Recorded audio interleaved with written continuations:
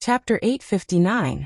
Inside the Heaven Refining Cauldron, Wuxia and Princess Zhonglu had fused into one, and under Wuqi's guidance, they were making a breakthrough to the realm of Dao breaking.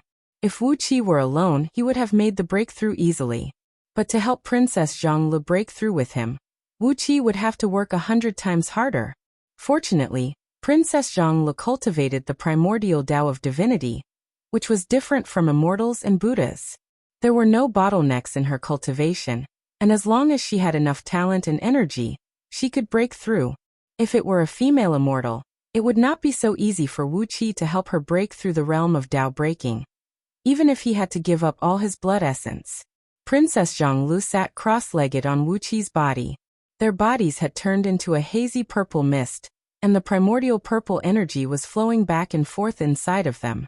A fiery purple golden divine power had transformed into a huge vortex amidst the primordial purple energy, crazily devouring the natural energy in the surroundings. Almost all the natural energy in the spirit cave had been sucked away by them, and the others could no longer absorb any energy. Even though the pyramid was constantly drawing an enormous amount of natural energy from Liangzhu, it could not support their consumption. In a flurry, Aobuzan and the others piled up a huge amount of immortal stones they had mined next to the Heaven Refining Cauldron. But no matter how many supreme-grade immortal stones they piled up, they were all sucked up in just a blink of an eye.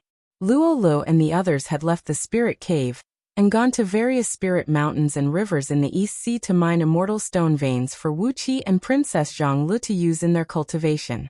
With their cultivation bases as primordial immortals, Luo and the others had collected all the immortal stones in all the energy veins within hundreds of thousands of miles with just a wave of their hands.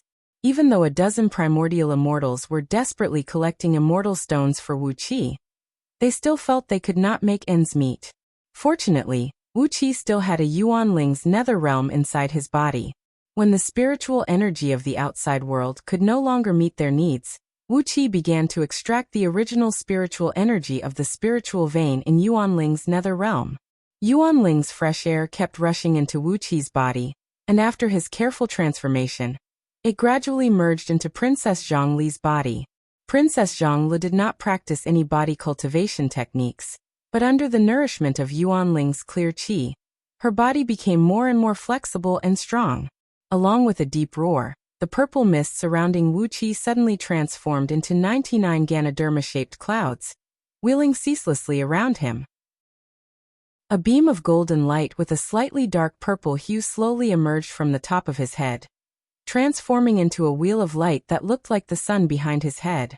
Princess Zhonglu's body trembled. The indestructible lotus, the cardinal tower, and the heart seal emerged at the same time, and the same beam of golden light with a slightly dark purple hue rose from the top of her head. Amidst it, 9 avatars of the ancient gods could be vaguely seen, emanating a suffocating, terrible divine pressure. Wuqia slowly opened his eyes and clenched his fists. The flow of time controlled by the dark Yin celestial tower had quietly increased to 20,000 times its original speed. Wisps of purple mist shone from his eyes as he looked up into the sky. His chaotic divine eyes had evolved into the primal Dharma eyes.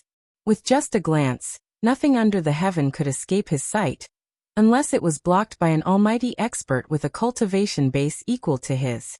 Very good. A few of my old enemies are still alive, and they are very nourishing. With a flash of purple mist in his eyes, Wuqia retracted all his aura. He and Princess Zhonglu had broken through to the 6th tier of the divine gold realm at the same time, which was the lowest tier of the Dao-breaking realm. At this level, even if the great tribulation of the heavenly Dao came, they would not be powerless to fight back. The so-called Dao-breaking realm was the possibility of destroying the heavenly Dao and transcending the shackles of the heavenly Dao. Princess Zhonglu opened her eyes as well. She bent down and kissed Wuqia on the forehead, frowned, and said with a sigh, "But now unless we can cultivate in seclusion in Yuxiong Plain, it will be a long time before we can break through to the next realm." The amount of magic power needed to break through to the 9th tier of the primordial realm was a frightening number.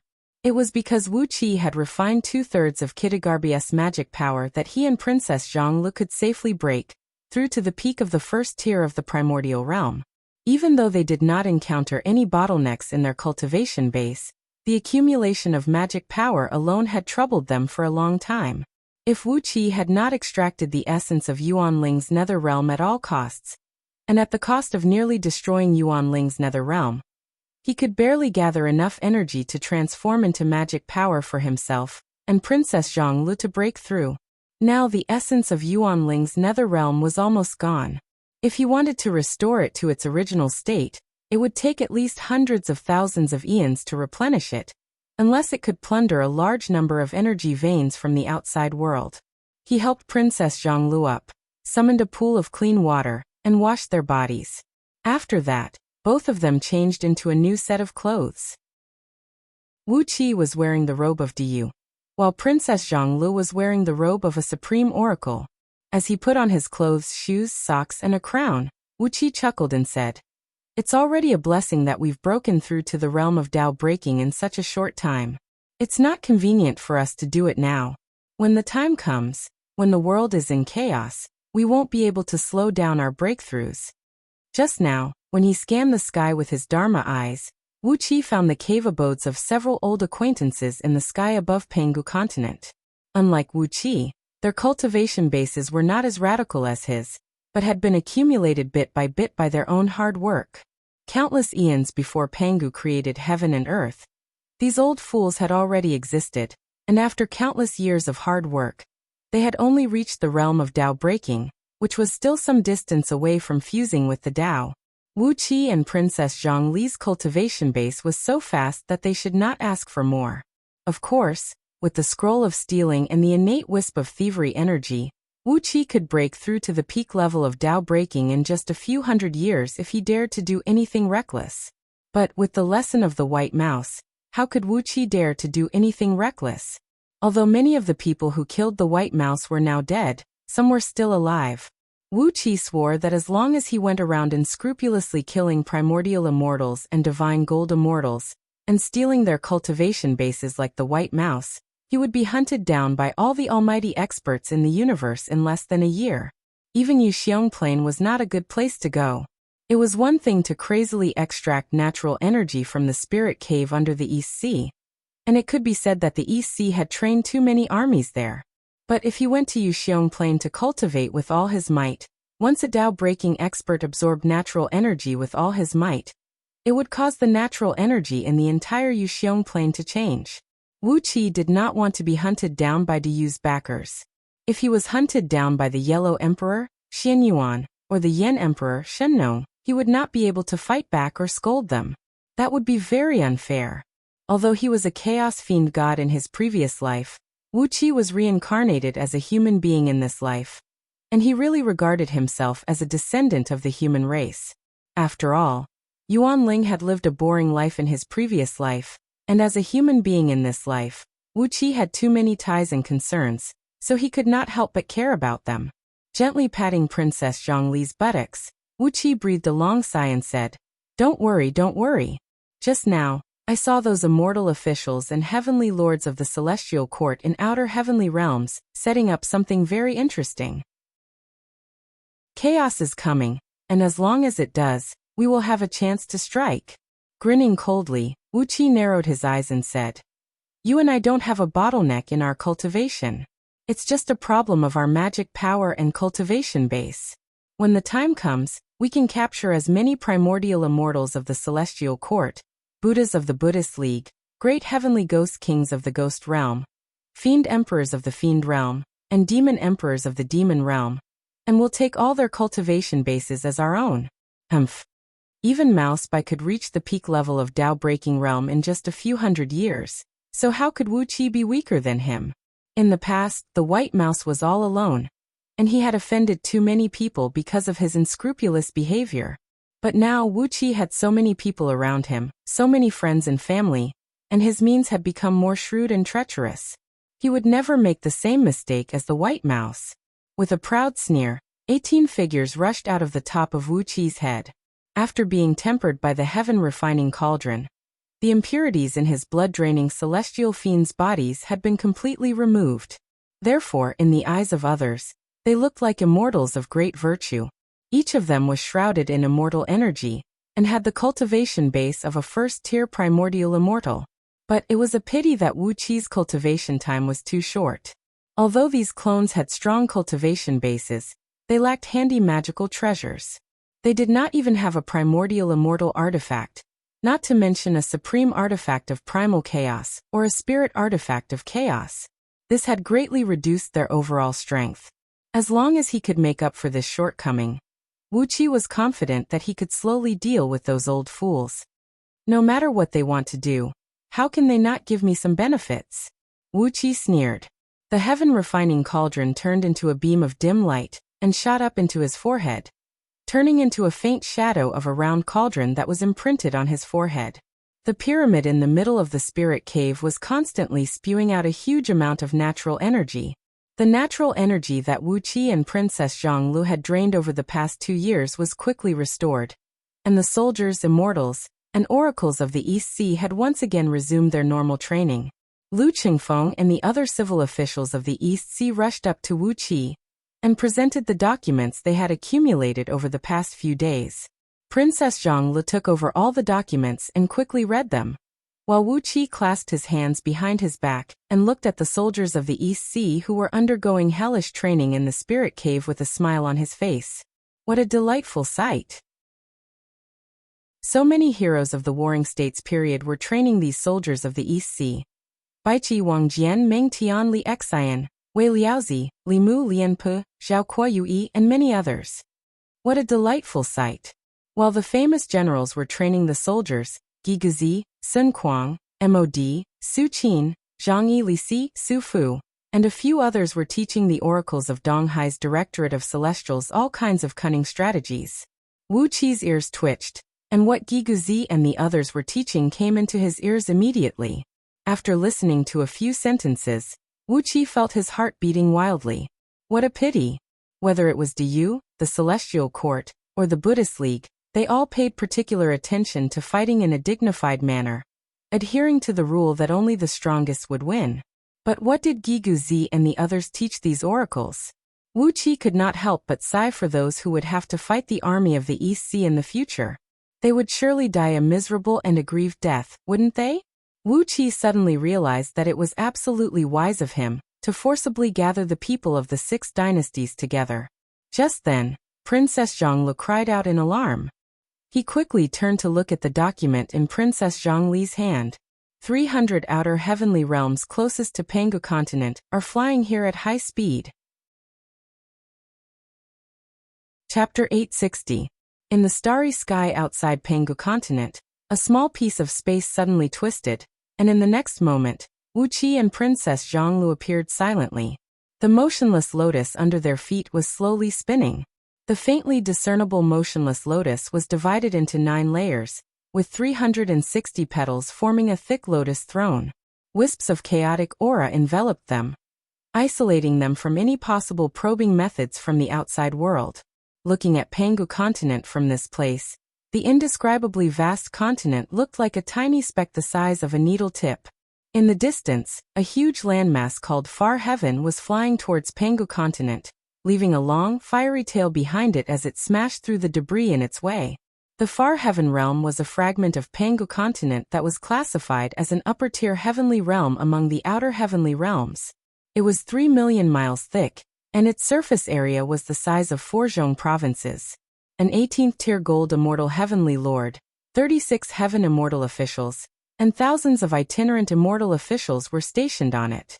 Like the other heavenly realms under the control of the Celestial Court, there was an immortal city in Far Heaven for immortals and itinerant cultivators to trade and meet. At the same time, a Marquis of the People, who was sent by Diyu, was stationed there with 100,000 soldiers. Apart from the Heaven Lords, immortal officials, and immortal officials stationed by the Celestial Court, and the 100,000 soldiers stationed by Diyu, no one else could be stationed in Far Heaven. Far Heaven, where even the fairies did not have a branch, had accumulated an enormous amount of natural energy.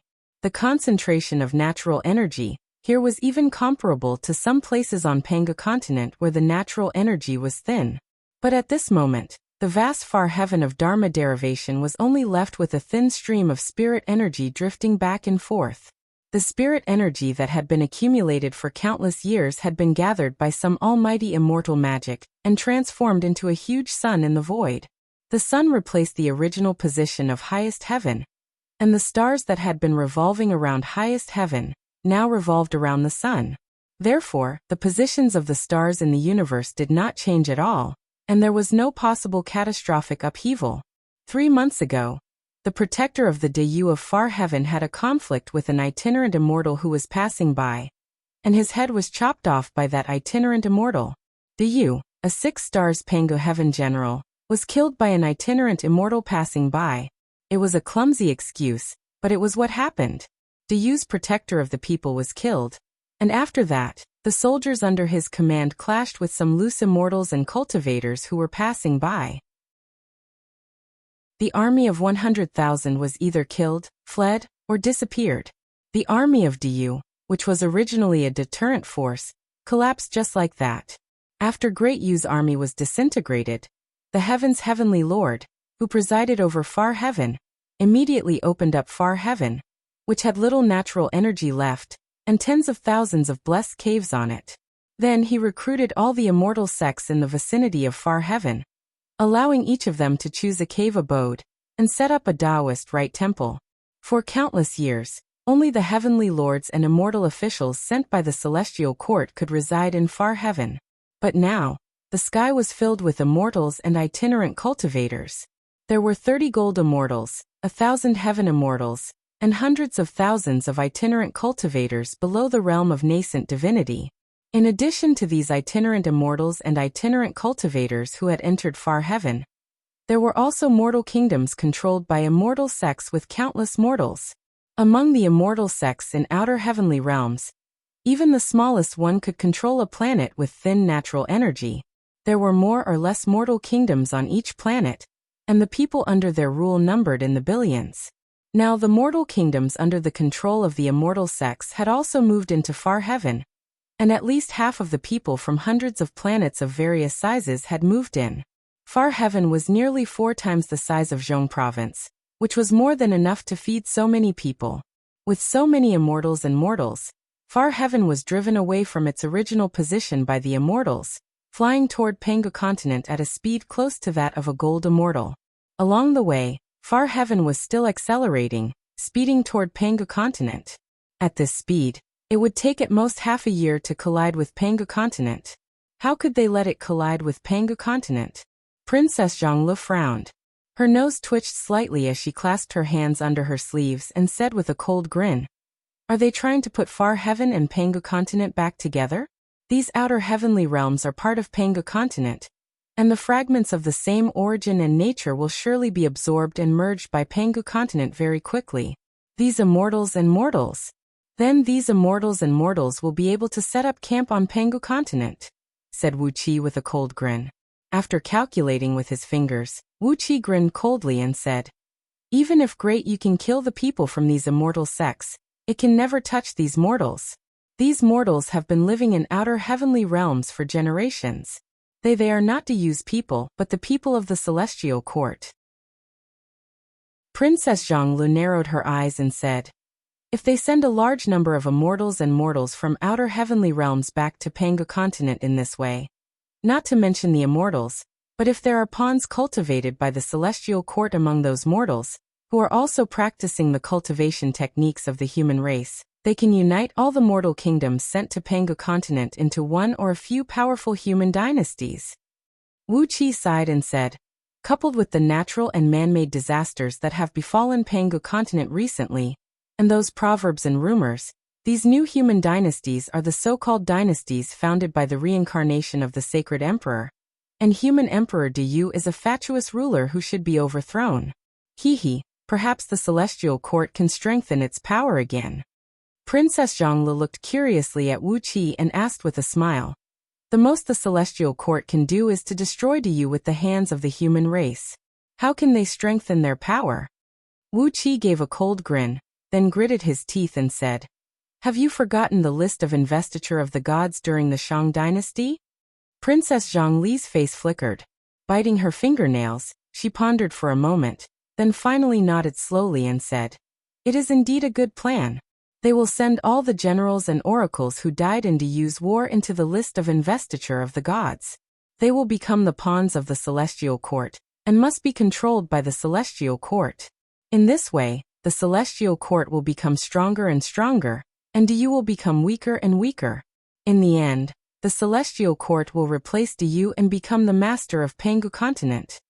Wuqi smiled bitterly and said, "From then on, the mortals will be at the mercy of the immortals, and Pangu continent will become their backyard, where they can plunder all the spirit herbs and energy stones."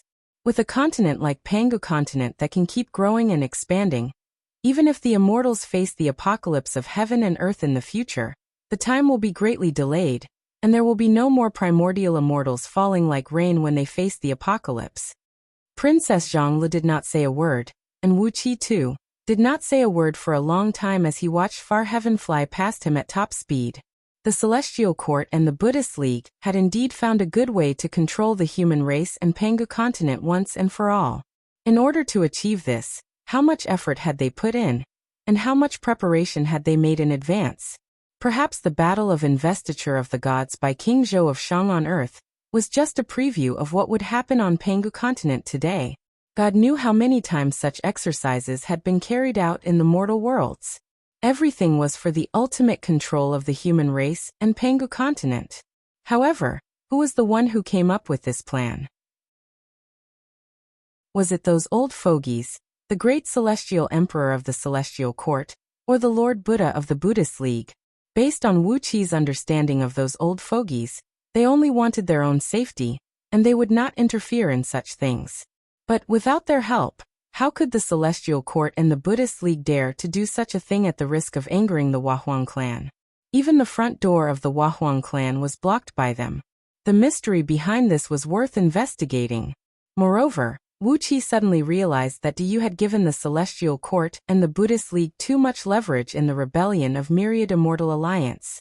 Diyu had killed too many immortals and itinerant cultivators, and even the sovereign of the Myriad Immortal Alliance, who was an important minister of the Celestial Court.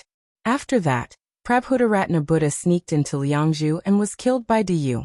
The primordial immortal of the Celestial Court and the Buddha of the Buddhist League were killed by Diyu.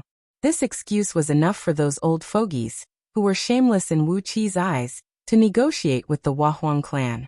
Perhaps the result of the negotiation was that the Wahuang clan could no longer speak up for Diyu this time. In that case, the fact that I've killed 3 primordial immortals of the Celestial Court and 3 Buddhas of the Buddhist League has actually given them a better excuse. Wuqi slapped himself on the forehead. The crown prince of the Celestial Court was still hanging outside the south gate of the East Sea City. These excuses were more than enough. Princess Zhonglu had also figured out the mystery. She sighed with a little distress and said, "Could it be that the crown prince was thrown out to die?" Wuqi narrowed his eyes and sneered. Look at Ing Zheng's attitude toward his empress. For those high and mighty emperors, the death of a few wives and sons is nothing. If necessary, I'm afraid that the great celestial emperor doesn't care how many sons he has. Princess Zhonglu fell silent. She looked up at the sky and murmured in a low voice, "Don't provoke us in the East Sea, or else." Suddenly, a sheet of golden light flashed in front of far heaven, which had flown tens of millions of miles away. In the next moment, a troop of Diyu soldiers in golden helmets and armors appeared in front of it. A general of Diyu, whose cultivation base was at the peak of the 9 stars realm of the second Pangu heaven, was riding on a single-horned qilin. With a mace in his hand, he pointed at far heaven and cried out, "This is the airspace of Diyu. Back off now or else." The enormous far heaven came crushing down silently. The general of Diyu roared furiously and rode away from the impact of the huge landmass, but the soldiers behind him howled miserably as they were smashed to pieces. Far heaven was one of the fragments of Pangu continent, which was transformed from the body of the great Saint Pangu. The generals and soldiers of Diyu who cultivated the cultivation techniques of the human race could destroy the stars in the void, but they could not destroy Pangu continent. Therefore, all 30,000 elite soldiers of Diyu were smashed to pieces by far heaven. Far heaven did not stop, but continued to fly toward Pangu continent. The general of Diyu roared furiously. Waving his mace, he broke into far heaven. A Buddhist chant echoed out of the void as 7 bodhisattvas of the Buddhist League came to the general at the same time, waving their hands to unleash a great sheet of Buddhist light to freeze him in place. Almost at the same time, a flying sword shot out of the 10 blessed lands of far heaven, transforming into a beam of light that pierced the vital parts of the general's body. 7 bodhisattvas of the Buddhist League, and at least 30 gold immortals of the Tao League struck at the same time, chopping the general into pieces without giving him any chance to fight back. Wuxia sighed softly. He gave the rapidly flying far heaven a look, and shook his head gently. Zixian, let's go back and prepare for war. Hee, the investiture of the gods? It's very interesting. Chapter 861. After returning to the East Sea City, Wuxia gave up on cultivating, and began to forge magical artifacts for those close to him. Flying swords, magical treasures, armors, immortal robes, and all kinds of magical artifacts were forged by Wuxia with all kinds of rare materials. After all, the East Sea's foundation was too weak. Although Audiobook and Lord Xianxing had a chaotic spirit artifact with them, apart from that, they did not have a single defensive magical artifact. The immortal magic of the immortals and the Dharma of the Buddhist League all had all kinds of unimaginable offensive means. Apart from chaotic spirit artifacts such as the immovable lotus and the fundamental tower, very few primordial immortal artifacts could withstand all kinds of magical attacks. Therefore, in order to survive the future battles, what was needed was not 1 or 2 defensive magical artifacts, but a whole set of them. Even with the power to accelerate time by 20,000 times, and even though he was a grandmaster of artifact refinement in his previous life, it was not easy for him to craft a set of satisfactory magical artifacts for everyone around him. He had to take into account the properties of everyone's magic power and fighting habits. It would take thousands or even hundreds of years to craft a good gold immortal artifact. Even if Wuxia could divide the heaven refining cauldron into 180 cauldrons that specialized in crafting artifacts at the same time, he could only take care of the most important people around him. 180 cauldrons hovered in midair. Purple flames flickered quietly in them, and strange noises kept ringing out of them. Sitting cross-legged under the cauldrons, Wuxia frowned and said to the people in front of him, "I can sense the presence of some old fools. They are very tricky and difficult to deal with. We can't be careless, and we can't fight them head-on." After calculating for a while, Wuxia smiled bitterly and said, "Unless we can have 10 Dao-fusing experts and 100 Dao-breaking experts in the East Sea, we won't be able to fight them head-on. These old things may not personally make a move, but you have to be careful of some of them who are very shameless. They will do things like bullying the young. Although they are shameless, for the sake of their reputation, they are used to sneak attacks from behind." Aobuzan's expression was also very ugly. He first gestured a 7, then a 9. Wuxia nodded his head, then made a gesture of 18 with his hand. Aobuzan's face fell. He smiled bitterly and said, "Why are these old bastards still alive?" Wuxia breathed out a sigh and did not say another word. Years ago, Yuan Ling had already stepped into the realm of Dao fusing, but he was beaten into transmigration by their joint attack, leaving only a speck of his true spirit. Back then, Mouseby had stolen the blood essence and cultivation base of thousands of primordial experts and more than 100 Dao-breaking experts. In just a few hundred years, he had reached the peak level of Dao-breaking realm, and was only 1 step away from fusing with the Dao. But in the end he was also hunted down and killed. After thinking for a while, Wuqi's current overall strength was far inferior to that of Yuan Ling and Mouseby at that time. If he stood out, he would die a miserable death.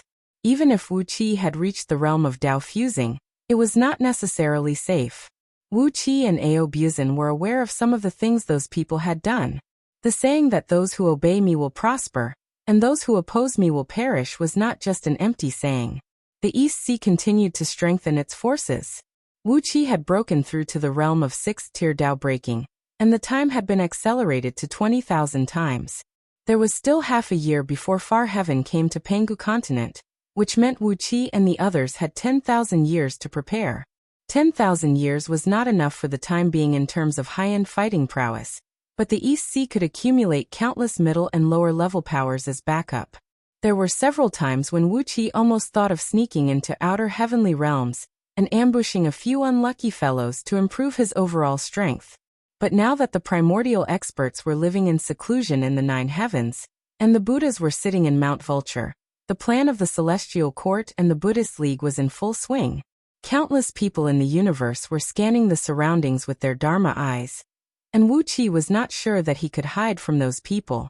Every time he thought of Mousebai's notoriety and the terrible consequences if the scroll of stealing was exposed, Wuqi forcibly suppressed the idea of taking the risk. Time went by, and finally the day came. Far Heaven was the first to approach Penghu continent. Holding Princess Zhongli's hand, Wuqi produced Dark Yin Celestial Tower, broke through the void, and hurried toward the place where Far Heaven was going to land. Suddenly, countless dark shadows came tearing through the void. Like Wuqi, hundreds of supreme oracles had arrived, all of them hiding in the void with the help of the supreme towers. Waves of magic power were deliberately released, spreading out in the void. An unknown number of primordial experts of the Celestial Court and Buddhas of the Buddhist League were also hiding in the void. Their purpose in coming here was obvious. If the supreme priests dared to act blindly without thinking, these people would immediately take action. Not far from Wuqi's old acquaintance Yugu was sitting cross-legged on the top of a supreme tower, sipping wine from a small wine cup in his hand. Sighing, he shook his head at Wuqi and said, "There's no news from Sacred Emperor Xianyuan and Sacred Emperor Shinnon, and the communication between Her Majesty Empress Hua and Du has been completely cut off. The reaction of the 4 holy beasts and divine spirits who are on good terms with the human race is very strange. This time Du am in trouble." Sitting on the spire of Dark Yin Celestial Tower, Wuqi asked with a frown, "What does your majesty mean by this?" Yugu toyed with the small wine cup in his hand, his face extremely gloomy. He shook his head and said with a sigh, "What else can I mean?"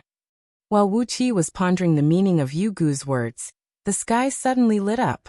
A landmass the size of 4 Zhong provinces, wrapped in countless elements of earth, water, fire and wind, was slowly descending toward Penghu continent. The place where Far Heaven was descending was a barren land directly west of Du. It was surrounded by barren mountains, a primitive landscape that had just taken shape not long ago. As the huge landmass descended with a dull rumble, countless ferocious beasts in the barren mountains below fled for their lives. A deafening rumble rang out as Far Heaven collided with Penghu continent. Countless cracks, large and small, appeared on the land hundreds of millions of miles around because of the collision. The ground trembled violently, and one mountain after another was thrown into the sky by the tremendous force of the impact, then smashed back down again, shaking the ground like the surface of a drum. Earth energy rushed out of the cracks on Penghu continent, filling the surrounding void with a grayish hue. The place had become a mess, but for the entire Penghu continent, it was like a speck of dust had fallen on a football field. The people in Du province, who were a little further away, did not feel any unusual changes at all. As soon as Far Heaven made contact with Penghu continent, the crowd could clearly see that it was like a drop of water falling into the ocean. Far Heaven quickly dissolved and fused with Penghu continent. It all went smoothly, without any stagnation at all. In just 6 hours, the huge landmass had fused with Penghu continent and became inseparable. There was no immortal magic or magic at work. It was Penghu continent that had voluntarily absorbed part of its body. When the shaking of the ground subsided a little, and the cracks on Penghu continent healed, a deafening rumble rang out from under the ground. A column of yellow energy, 10,000 miles in diameter, fell from the sky, and suddenly, the heavenly virtues descended, turning the world purple. An immortal of the Celestial Court flew out with a purple vase in his hand. As he hovered in midair, the vase emitted a bright light and absorbed all the yellow energy. Wuqi and Yugu looked at each other, speechless. Like the supreme oracles around them, they quickly began to calculate with their fingers. As soon as they did, cold sweat broke out on their foreheads. These outer heavenly realms were all parts of Penghu continent that had been shattered by the previous apocalypses. Because of that, the once complete continent was no longer complete, giving off a feeling that the heavenly Tao was incomplete. now that the celestial court had used this method to send these outer heavenly realms back to Pangu continent, it had satisfied Pangu continent's desire to complete itself. It was an act of virtues in line with the interests of the heavenly Tao. Therefore, as soon as Far Heaven merged with Pangu continent, the heavenly virtues immediately descended. And the amount of virtues was extremely shocking, almost comparable to killing 10,000 sovereign of the Myriad Immortal Alliance, or 100 Kitagarbha. Such an enormous amount of virtues. Wuqi's face turned a little unsightly. Why did these immortals of the celestial court collect the virtues with treasures? For a moment, Wuqi even thought of snatching it. But when he carefully sensed the few faint divine wills in the immortal, Wuqi cautiously stopped. The attention of those existences that made Wuqi so afraid was all focused on this virtue. If he made a move now, he would be courting death. With a faint sigh, Wuqi patted Princess Zhongli's little hand and whispered a few words to her. While Wuqi was hesitating, the immortals and itinerant cultivators on Far Heaven, which had merged with Pangu continent, flew up into the sky and headed for the nearby spirit mountains and rivers, preparing to build their cave abodes there. Meanwhile, under the command of the officials of their respective dynasties, the billions of mortals on Far Heaven turned into a stream of people, bringing their families, furniture, and belongings with them as they excitedly set off for Pangu continent. Compared with the places where they used to live, Pangu continent was undoubtedly a legendary land of danger. The army of Diyu's Dingxi province, which was the closest to this place, hurried over in a flying ship. Dingxi province was just an ordinary 8th grade province, with an army of only about 50,000 soldiers, and the strongest among them was only a general of the first star realm of the second Pangu heaven. Standing on the prow of the flying ship, the general roared in exasperation at the people who had invaded from outer heavenly realms. But although he was roaring, the tens of billions of mortals had already turned into tens of thousands of troops of various sizes, and were swarming in all directions. How could he care so much about that? The Dingxi general, who had flown into a rage out of humiliation, raised his right hand, and was about to give the order to attack. However, when he looked closely at the ordinary citizens who had brought their families, the elderly, and the young along with them, and at the same time, were so excited that their faces were flushed from coming to the immortal realm, he was unable to give the order to attack. When had Diyu's army ever attacked ordinary people?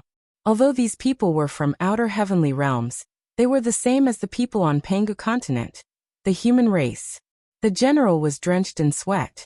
Trembling, he looked at the people who were migrating across Pangu continent, and suddenly coughed up a mouthful of blood. He could not do it, could not stop them, and could do nothing about it. The general threw his head back and hissed furiously. Then he pointed a finger at a group of immortals who were flying toward a mountain and snapped, and the small army of Dingxi province immediately piloted 10 flying ships and attacked the group of immortals from immortal sections. Suddenly, a loud roar came from below. The fatuous ruler is tyrannical, and the sacred emperor shall be established. Boys attack. More than 1 million soldiers who had also practiced the cultivation techniques of the human race soared into the sky and attacked the army of Dingxi province. Wuqi shook his head. Diyu was in big trouble. Chapter 862. The tens of thousands of soldiers of Dingxi province were surrounded by more than 1 million enemies. Although the enemy soldiers were slightly weaker than the soldiers of Dingxi province, a few of their generals had the cultivation base of the 6 stars realm of the second Pangu heaven. These generals were shouting slogans as beast souls that looked like eagles wheeled and danced above their heads, carrying them into the sky and charging straight into the army of Dingxi province. Among the 1 million soldiers, more than 10,000 oracles were casting spells at the back to help these soldiers with all kinds of auxiliary spells. In comparison, the Dingxi province's 30-odd priests could be considered shabby. Although Zhong province, a first-grade province, had hundreds of thousands of oracles, Dingxi province was only an 8th-grade province, and its directorate of celestials was too small. The power of magic made up for the gap in cultivation base. The army of 1 million soldiers had surrounded the 10 flying ships of Dingxi province, and countless bolts were raining down on them. Clearly, the craftsmanship of these bolts was the same as that of Diyu, and they had made a great breakthrough in their ingenuity. However, the products of outer heavenly realms could not be compared with those of Pangu continent, so the actual power of these bolts was less than 10% of Diyu's standard ordnance. The bolts bounced off the flying ships, and none of them made it into the ships. Instead, the decks on both sides of the ships were moved aside, revealing the firing ports of large, custom-made crossbows. Accompanied by loud rattling noises, wave after wave of bolts flew out. Wherever the dark bolts passed, the armors and defensive spells of the soldiers from outer heavenly realms were pierced, and their bodies were torn to pieces by the powerful bolts. Diyu, with a long knife in hand, the general of Dingxi province leaped out of the flying ships and lunged at the generals of the enemy. With a flicker of his body, one of the generals swung his scimitar lightly, and his head flew into the sky along with a jet of blood. The gap in absolute strength could not be made up for. On top of that, the generals of the enemy had fused with their beast souls and possessed the ability to fly at will, and their agility in the air was not something the general of Dingxi province could compare with. In the void, a supreme oracle cursed angrily. The supreme tower shattered the void, and he appeared directly above the two armies that were fighting. He shouted sternly, "How dare you? How dare you attack this old man's descendant?" He raised his right hand high up into the sky, and countless dark clouds swooped over from all directions. The dark clouds transformed into hundreds of thousands of venomous black serpents that shot down from the sky. The poisonous pythons pierced through the air with a sharp sound, like countless arrows falling one after another. The cold and poisonous gas penetrated the internal organs, and a large number of enemy soldiers could only let out a miserable howl before they turned into pus and blood, falling down one after another. Wuqi gave Yugu a look. Yugu said in a low voice, "He is the most senior patriarch of the Jilin clan. The Jilin clan does not have a strong background, and Dingxi province is the only vassal province of the Jilin clan. The boy who was killed just now is Jilin Feng's 9th-generation grandson, am I right?" It turned out that a descendant of his clan had been killed. No wonder this supreme oracle named Jilin Feng couldn't wait to rush out. What surprised Wuqi was that none of the primordial immortals and Buddhas hiding in the void made a move. Although Jilin Feng was a supreme oracle, he was the weakest one, only as strong as a 9th-tier primordial immortal. Any one of them could easily stop his massacre. A supreme oracle against 1,000,000 ordinary soldiers was a complete massacre, and it would only take the span of a few breaths for the army to be wiped out. Just when Jilin Feng's spell had killed a large number of enemies, and when the general of the enemy who had just killed his junior was badly mutilated, a 1,000-feet-tall flagpole was suddenly erected in the distance. A huge golden flag with a circumference of 100 feet was embossed with a gold-plated character, Meng. A clear voice that sounded like the roar of a dragon rang out. "This evildoer is too powerful. Which of you can share my burden?" Two pitch-black 7-storied pagodas came piercing through the void, emanating a powerful energy wave that forced Jilin Feng to retreat a few miles back. On top of the pagodas stood two haggard old men, who looked no worse than those senior oracles of Diyu. Their loose black robes were fluttering noisily in the strong wind. With their hands clasped behind their backs, they stared at Jilin Feng with a cold grin on their faces. All the supreme oracles of Diyu hiding in the void were struck dumb. The aura emanating from these two old men was no different from that of the oracles who practiced various mystic arts in Diyu's Directorate of Celestials. However, the shape of their supreme pagodas was very strange. One could say that they were the demon-subduing pagodas of Tao League, or the pagodas of Buddhist League, but they were definitely not the supreme pagodas of Diyu. The 7-storied pagodas were pitch black, and each of them was engraved with countless carvings of ghosts and deities. In this aspect, it was very similar to the style of Diyu's Directorate of Celestials, but apart from that, there was nothing similar to the supreme pagodas of Diyu. At first glance, the 7-storied pagodas looked exactly like those commonly seen in Buddhist League or Tao League, except that their style was a little strange. What made them even more speechless was that the pagodas were deployed with formations of Tao League and restrictive spells of Buddhist League.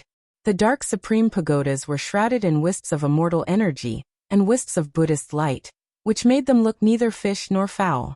All the oracles of Diyu in the void were speechless. Yugu's expression flickered slightly, and Wuqi said in a deep voice, "Let's not rush into action for the time being. Let's just stand guard for Qilin." Yu Gu and the other oracles understood what Wuqi meant. Quietly, they changed their positions in the void and enveloped the vast battlefield. The primordial immortals of the Celestial Court and the Buddhas of Buddhist League, who were hiding in the void, remained motionless. Not only that, but Wuqi and the others also heard a few sneers coming from the void, as if mocking the supreme oracles of Diyu for being too petty. Wuqi stomped his foot in silence. Then the dark Yin celestial tower, which stood 3 miles tall and several miles wide, opened its 4 doors in 4 directions. 8 jade-armored dark turtle flying ships flew out first, and then hundreds of large flying ships swam out silently like fishes. There were at least 2,000 soldiers on each ship.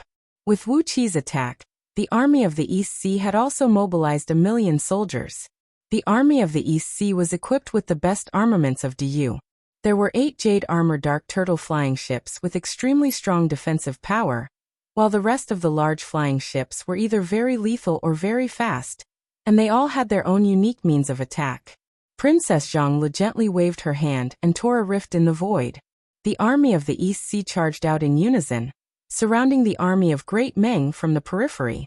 With a cold laugh, Wuqi and Princess Zhonglu flew out of the rift as well, standing beside Qi Linfeng with a smile on their faces. Qi Linfeng gave Wuqi and Princess Zhonglu a grateful look, then gave the army of the East Sea a look of astonishment. Although the supreme oracles possessed profound magical power, and each of their supreme towers was a battle fortress that could accommodate 1,000,000 soldiers, there were only a few supreme oracles who could do so. However, there were not many supreme priests who actually did this. If an army of 1,000,000 people were to be packed into the Tower of Babel and brought everywhere, all kinds of troubles would be endless. But now, there was an army of 1,000,000 soldiers from the East Sea, all of whom had solemn faces and were shrouded in a murderous aura. Obviously, they were the best of the best. With that, the army of Great Ming was no match for them. The expressions of the 2 black-robed old men changed slightly. One of them cleared his throat, then cupped his fist at Wuqi and said, "Fellow Taoists, please." Wuqi and Princess Zhonglu did not say a word. Qi Linfeng stepped forward and said to the 2 old men with a cold smile, "You have killed my juniors. Hand over the culprit quickly, or else." The 2 old men looked at each other and laughed at the same time. They said in unison, "Otherwise what? Fellow Taoist, are you going to slaughter the people of Great Meng? We are all people of the human race. Hehe, if you really do that, you will have a hard time dealing with the Wahuang clan."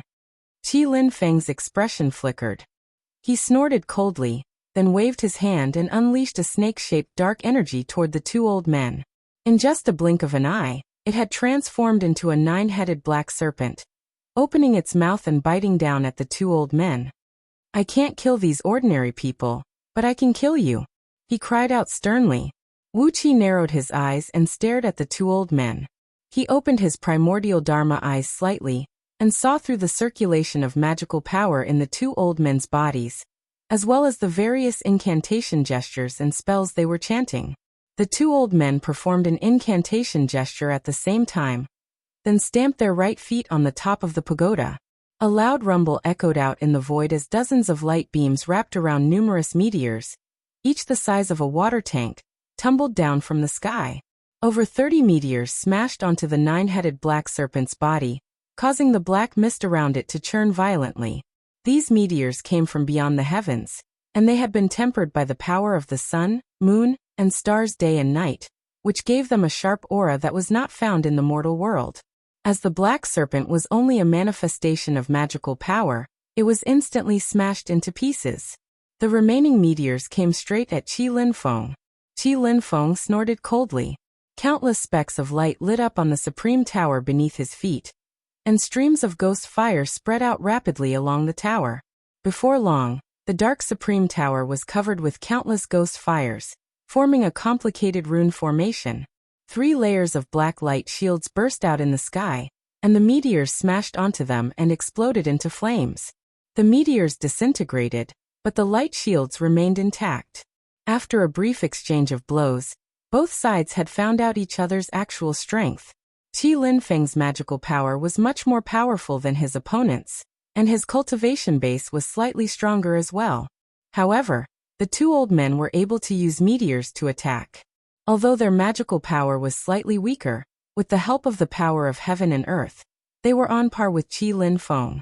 Moreover, there were two of them, while Qi Linfeng was alone.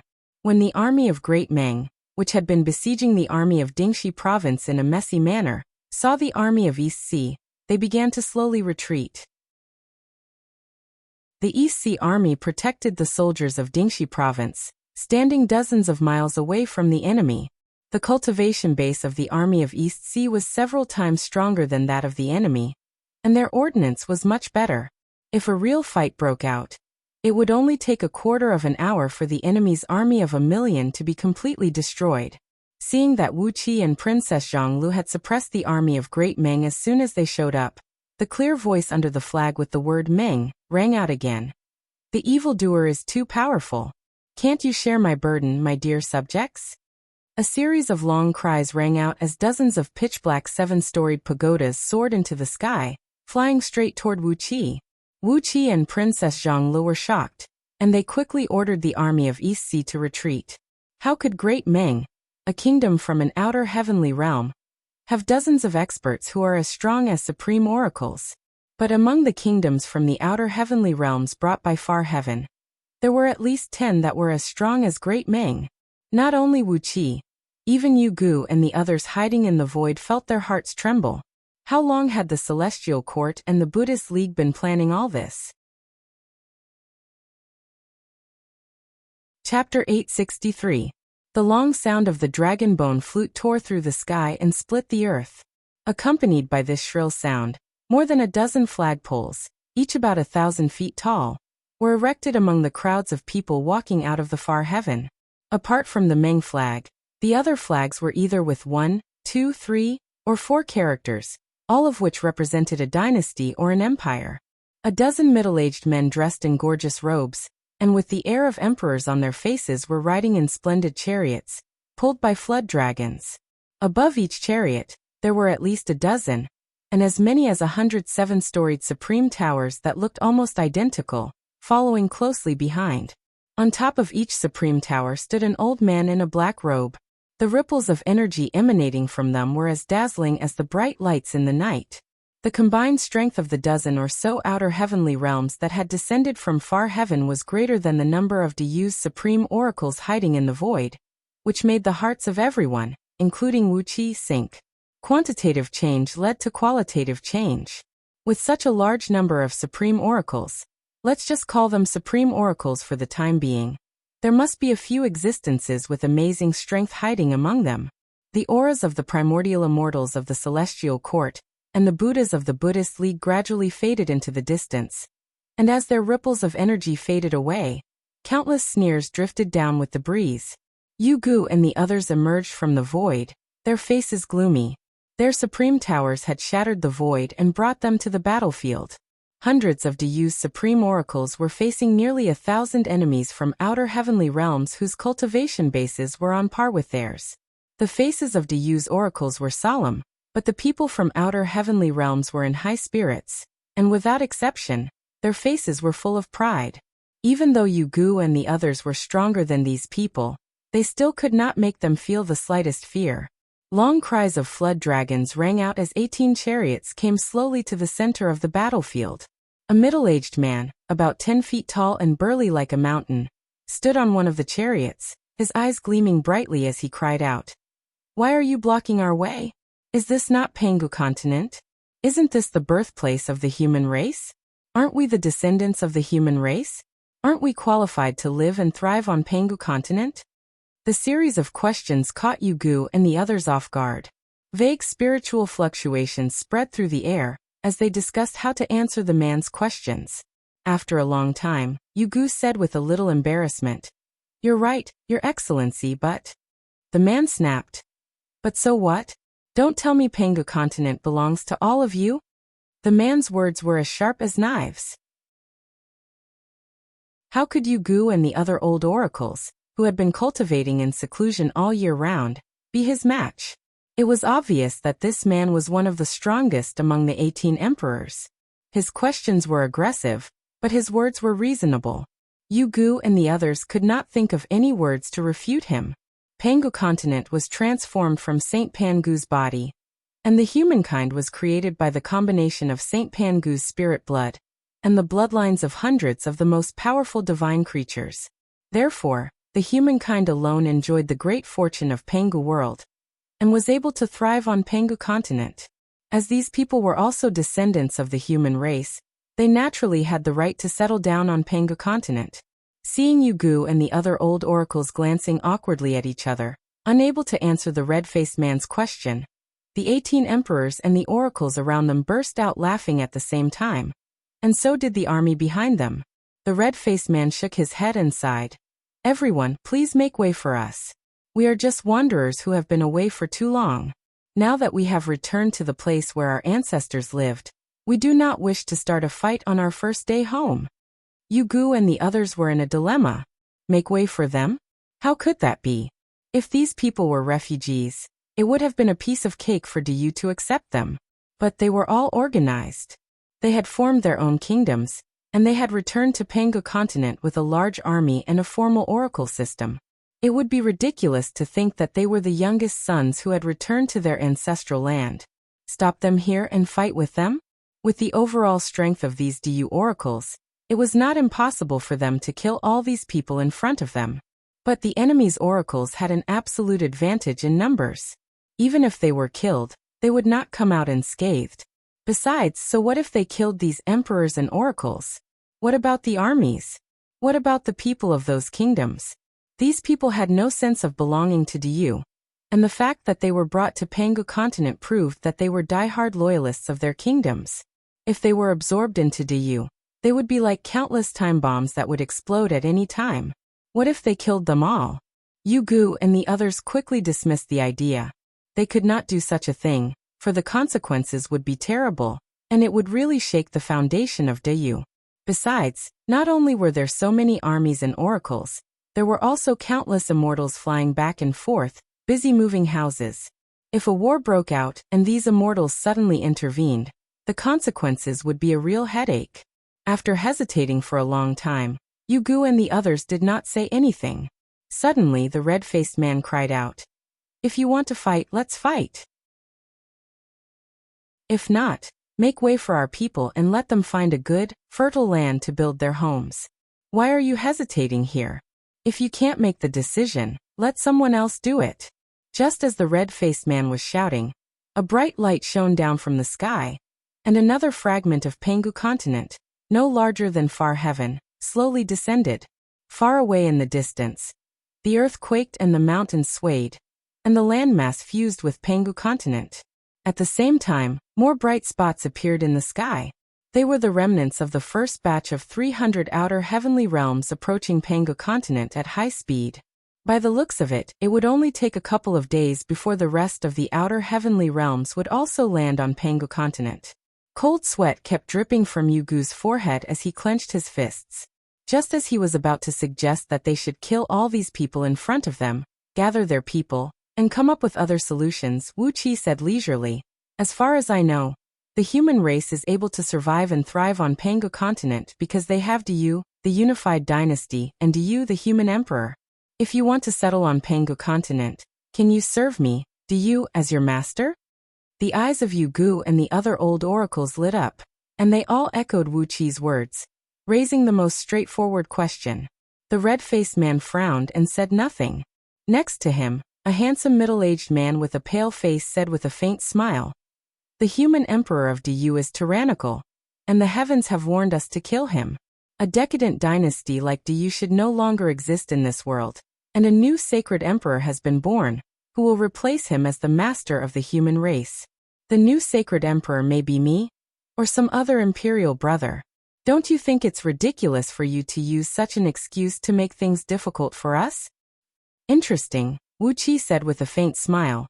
"The founding of Du is something that Chi-Chi, the ancient saints, has promised, and it is also the decree of the Holy Mother of the human race, the Wahuang clan.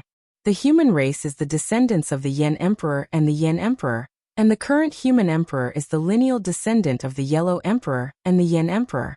All of you have said that the human emperor is tyrannical and wants to replace him. You make it sound so easy. The heavenly Tao has warned us, said the red-faced man in a deep voice. The current human emperor of Du is tyrannical, so, Wuqi interrupted them and said, don't say those words that will deceive the common people. Be generous and do it in the open. The heavenly Tao has warned us? He, who can represent the heavenly Tao? You? Or those bastards behind you? With a flick of his sleeve, Ao Buzan's true form waddled out from Wuqi's sleeve. With a sway of his body he grew to 10,000 miles long in an instant. He threw his head back and cried at the top of his voice. The emperors of the 18 dynasties are licentious and tyrannical, and they have harmed the common people. The heavenly Tao has warned us, the human emperor of Du, to send angels to kill them. The imperial clans of the 18 dynasties are all bastards who have harmed the common people. The heavenly Tao wants them all dead. Ao Buzan revealed his true form, a 10,000 miles long black dragon, roaring with a loud voice. Then he unleashed his enormous dragon pressure without any scruples. Instantly, the weather changed, and all the common people could only see Ao Buzan's enormous body hurriedly bowing and kowtowing to him. Ao Buzan roared even more excitedly. He changed some of the things he had done in the past and applied them to the 18 emperors, describing them as evil and tyrannical emperors who could not appease the common people without killing them. The red-faced man trembled with anger. He pointed his finger at Wuqi and scolded him sternly. But how could their voices be of any use when facing Ao Buzan's tremendous roar? Princess Zhonglu was amused. She chuckled and said, "Little Kaer, it's your turn." She reached out and drew a line in the air. Then little Kaer and her current partner, Feng Tianling, who was also a member of the Phoenix clan, turned into two fire phoenixes and flew out of the void. The two phoenixes danced in the air, chirping and repeating the unwarranted crimes of the emperors according to Ao Buzan's plan. Watching the dragons and phoenixes recount the crimes of the emperors, the common people turned pale. They dropped to their knees in bewilderment, not knowing how to react. Yu Gu and the other old oracles burst out laughing. Their eyes flickered with a bright gleam. For a moment, they were enlightened by Wuqi's behavior. Didn't you keep countless descendants of divine beasts, including dragons, phoenixes, Qilins, and so on, just to create prophecies and rumors? With such powerful resources at hand, who would be afraid of whom? Looking at the 18 emperors, Wuqi said with a smile, "Look, the heavenly Tao has warned me that I'm going to kill you." The emperors retreated at the same time, and the oracles standing on the 7-storied pagodas came up to meet them. Large groups of soldiers and horses soared into the sky from the crowd of commoners, forming an orderly formation as they pressed forward. Wuqi's eyes flickered. He wanted to kill them all here. He wanted to see how strong these invaders were. Looking at the oracles standing on the 7-storied pagodas and approaching him, Wuqi finally made up his mind. He whispered a few words, and Princess Zhonglu waved her right hand. Suddenly, a vast net of thunder emerged in the void, and countless thunderbolts smashed down toward the enemies. Chapter 864. When Princess Zhonglu formed her avatar of the god of thunder, the thunderbolts between the heaven and the earth were like her arms, and she could control them as easily as breathing. With a single thought, the sky was filled with thunderbolts that came crashing down.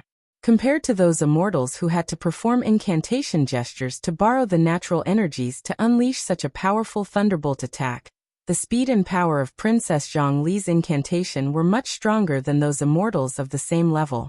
But this time, Princess Zhongli did not put too much effort into the thunderbolt attack. After all, they were in different realms. If Princess Zhongli killed all the oracles in front of her with one thunderbolt attack, it would inevitably attract the attention of some people. But now, Wuqi was trying his best to avoid such attention. Therefore, although Princess Zhonglu only put forth a little bit of effort, the power of the thunderbolt was about the same as the strongest attack unleashed by an oracle who had just stepped into the realm of oracles. Thousands of thunderbolts smashed down toward the oracles, who were calmly reciting incantations. The 7-storied pagodas beneath their feet were emitting an immortal glow and a faint chanting of Sanskrit. Behind them, There were also shadows of ghosts and deities that were baring their fangs and brandishing their claws. Judging from the momentum alone, they were not much weaker than the oracles of Dayu. Amidst the auspicious glow, the over 1,000 seven-storied pagodas suddenly grew to a height of over 10,000 feet, and the clouds and immortal glow they emitted merged into one in the sky. A few of the oldest oracles sneered and said, "Demon girl, what can a mere thunderbolt attack do to us?" Before their voices could fade away, the thunderbolt unleashed by Princess Zhonglu had smashed onto the cloud of immortal glow. Along with a deafening explosion, the cloud of immortal light formed by over 1,000 pagodas was shattered into pieces by the explosion of dozens of thunderbolts. Over 100 seven-storied pagodas, which bore the brunt of the explosion, exploded with a deafening boom. Broken pieces of bronze and iron flew all over the sky, smashing the heads of those oracles who were still calmly chanting spells and making hand incantation gestures. Dozens of oracles had their necks broken, falling to the ground and turning into meat pies before they could even let out a cry. Princess Zhonglu, who launched the thunderous attack, was stunned. She had only prepared a thunder magic to harass the enemies first, and the main force of the battle should be Yugu and the other old oracles of Dayu. How was it possible that the lightning she had casually thrown out could injure these arrogant oracles who had high cultivation bases to this extent? Especially those seven-storied pagodas, which were obviously imitations of Dayu's supreme tower, and were reinforced by immortal formations and restrictive spells of the Buddhist League. Logically speaking, the defensive power of these pagodas should be stronger than that of Dayu's supreme tower. But judging from the current situation, the defensive power of these seven-storied pagodas was not much better than that of ordinary heaven immortal artifacts. In a battle between supreme oracles, using defensive artifacts of this level was no different from courting death. Even the dozens of old oracles whose necks were broken by the broken fragments of the pagodas had died in a grievous way. They did not even have a life-saving artifact with them. They were all fragments of the pagodas that had been shattered by the thunderbolts, and there was no magical power in them, just pure physical impact. Yet they could still kill dozens of people? What was this? Was this a joke? Princess Zhonglu stared blankly at Wuxia. Wuxia rubbed his eyes and took a closer look at the oracles opposite him. Although their cultivation was generally weaker than that of Dayu's supreme oracles, they were still considered to have stepped into the Tongtian realm. Their magical power fluctuations could not be hidden from others. Why were so many of them killed by Princess Zhongli's thunderbolts as if they were tofu dregs? Thousands of thunderbolts were still falling. The old oracles, who had been so calm a moment ago as if they were the strongest under the heaven and did not take Wuxia and the others seriously, were now like mice with their buttocks on fire. They screamed and fled in all directions, not even bothering to pay attention to their seven-storied pagodas. As the thunderbolts fell, the pagodas were blasted into smithereens one after another. The sky was filled with oddly shaped pieces of scrap metal. Some of those pieces were as small as fists, while some were as big as hills. Over 1,000 old men in black robes were flying around in a daze amidst the pieces of scrap metal that filled the sky. The scene was extremely miserable and desolate. Amidst the howling, the arms and legs of a few old oracles were broken by the flying scraps of iron and copper, pierced through their stomachs and chests, and broken their necks and shoulders. These old oracles fell from the sky while howling. They did not have time to cast magic to fly, and as a result, they fell to the ground and turned into meat paste.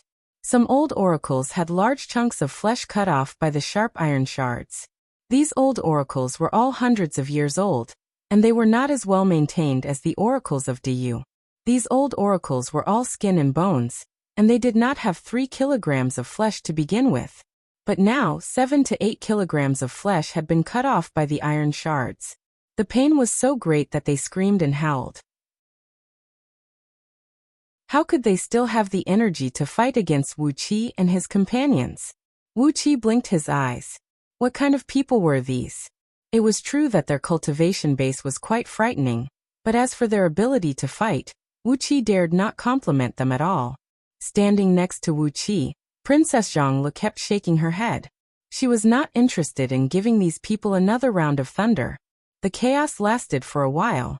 After more than 300 people were killed or wounded, The remaining 700 to 800 old oracles retreated tens of miles away, their bodies dripping with blood.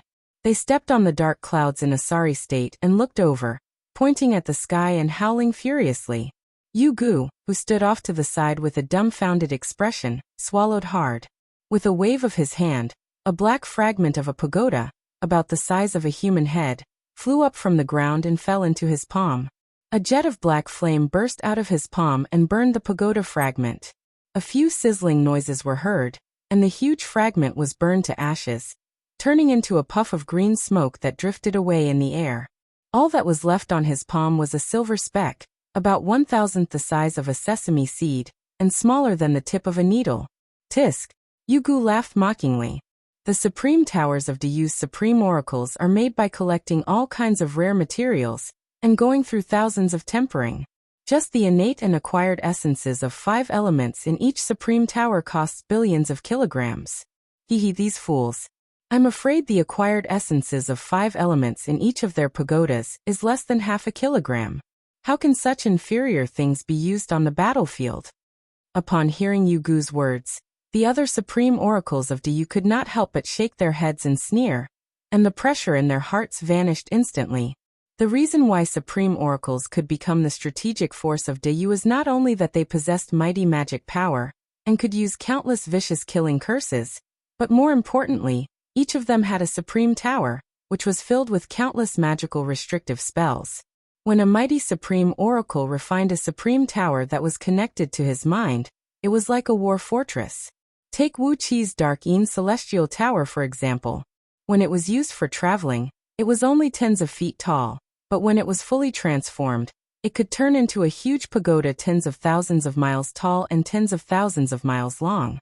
Coupled with the countless restrictive spells in the Supreme Tower, and the extremely strong materials used to build it, as long as over 1 million soldiers were stationed in it, it would become a metal fortress that would give the enemy a headache. No matter how hard the enemy attacked, it would be very difficult to conquer it.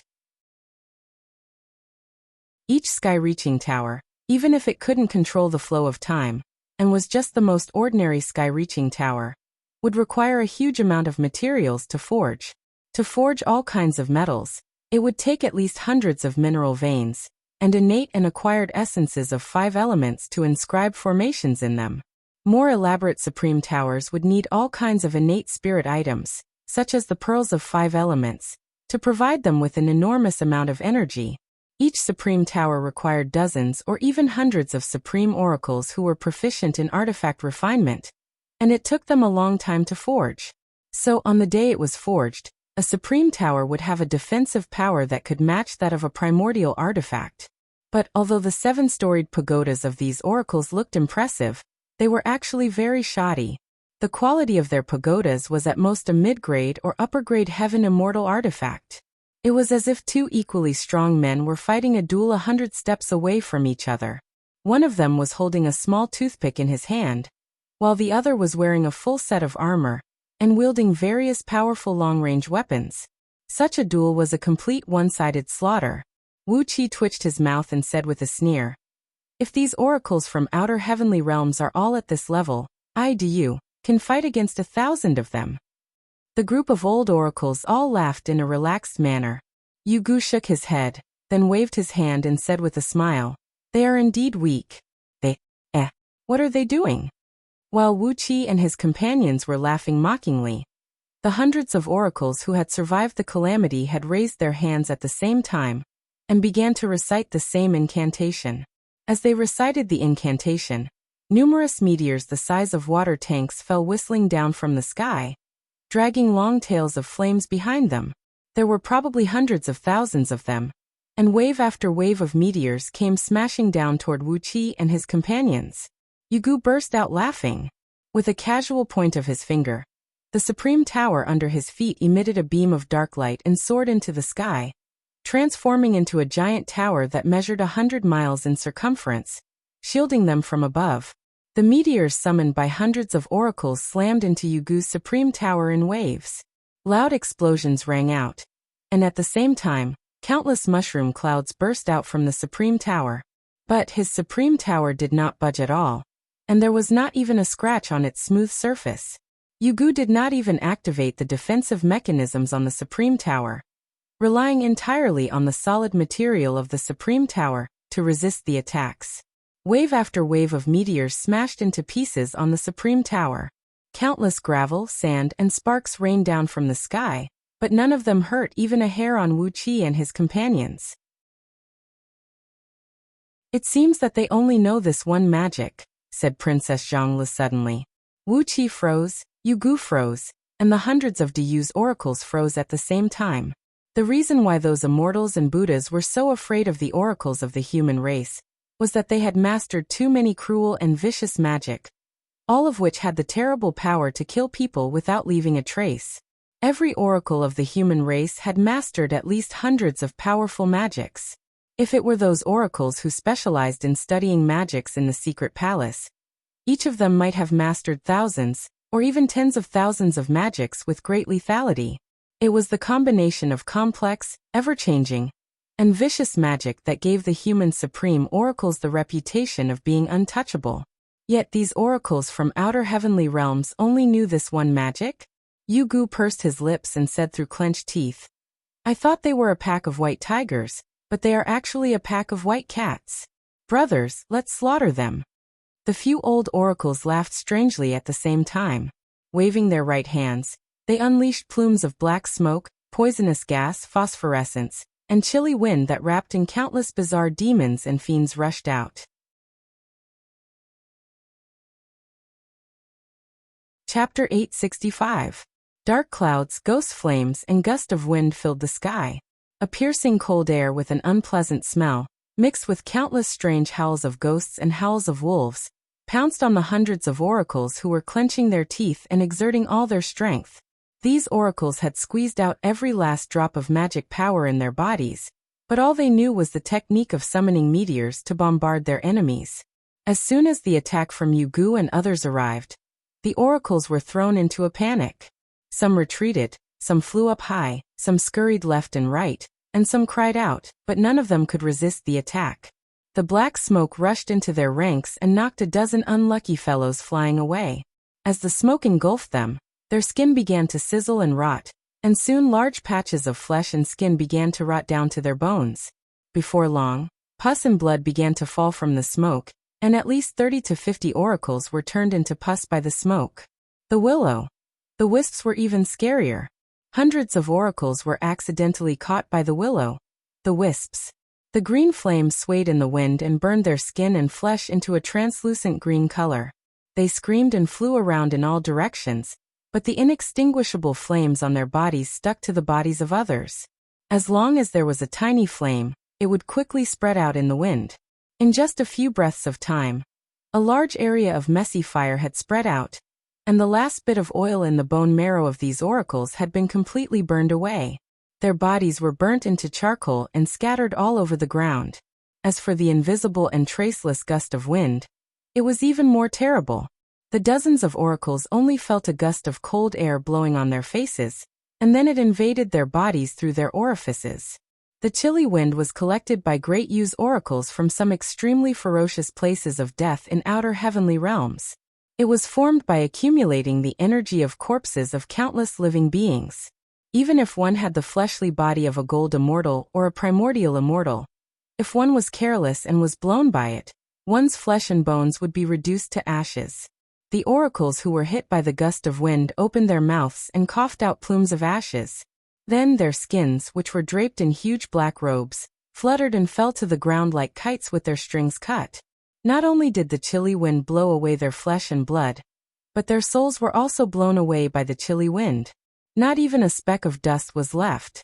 Amidst the dark clouds, ghostly flames, and gust of wind, there were also countless strange-looking ghosts and evil gods. They shuttled back and forth in the air, dragging long black tails of smoke behind them, while letting out shrill, unpleasant screams.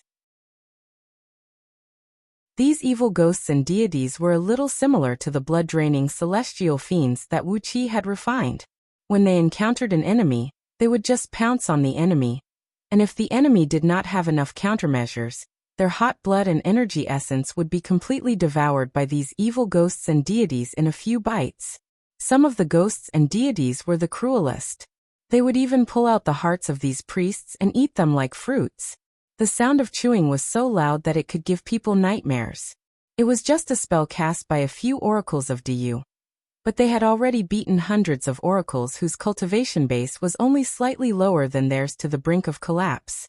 In just a few breaths of time, over 300 oracles had died miserably. The other oracles screamed in terror and chased after the chariot of their emperors, who had not gone far away yet. Seeing how cruel the supreme oracles of Du were, the 18 emperors, who had been shouting that Du was the emperor of Du, and that they were going to overthrow Du, were scared out of their wits. They screamed hoarsely and urged their guards to whip the dragons that were pulling the chariot, fleeing into the distance in a panic. The oracles from 18 foreign realms had suffered a great defeat, and their emperors were fleeing in panic. The formation of their armies, which was quite orderly before, was now in a complete mess. Countless banners began to sway and shake, and some soldiers who were holding the banners kept retreating. As they retreated, the soldiers who followed the orders of their banners also fell into chaos. For a moment, a large group of people retreated at the same time, but none of the prestigious generals came out to organize the troops. As a result, the retreat of over 10 million soldiers from 18 countries turned into a great rout.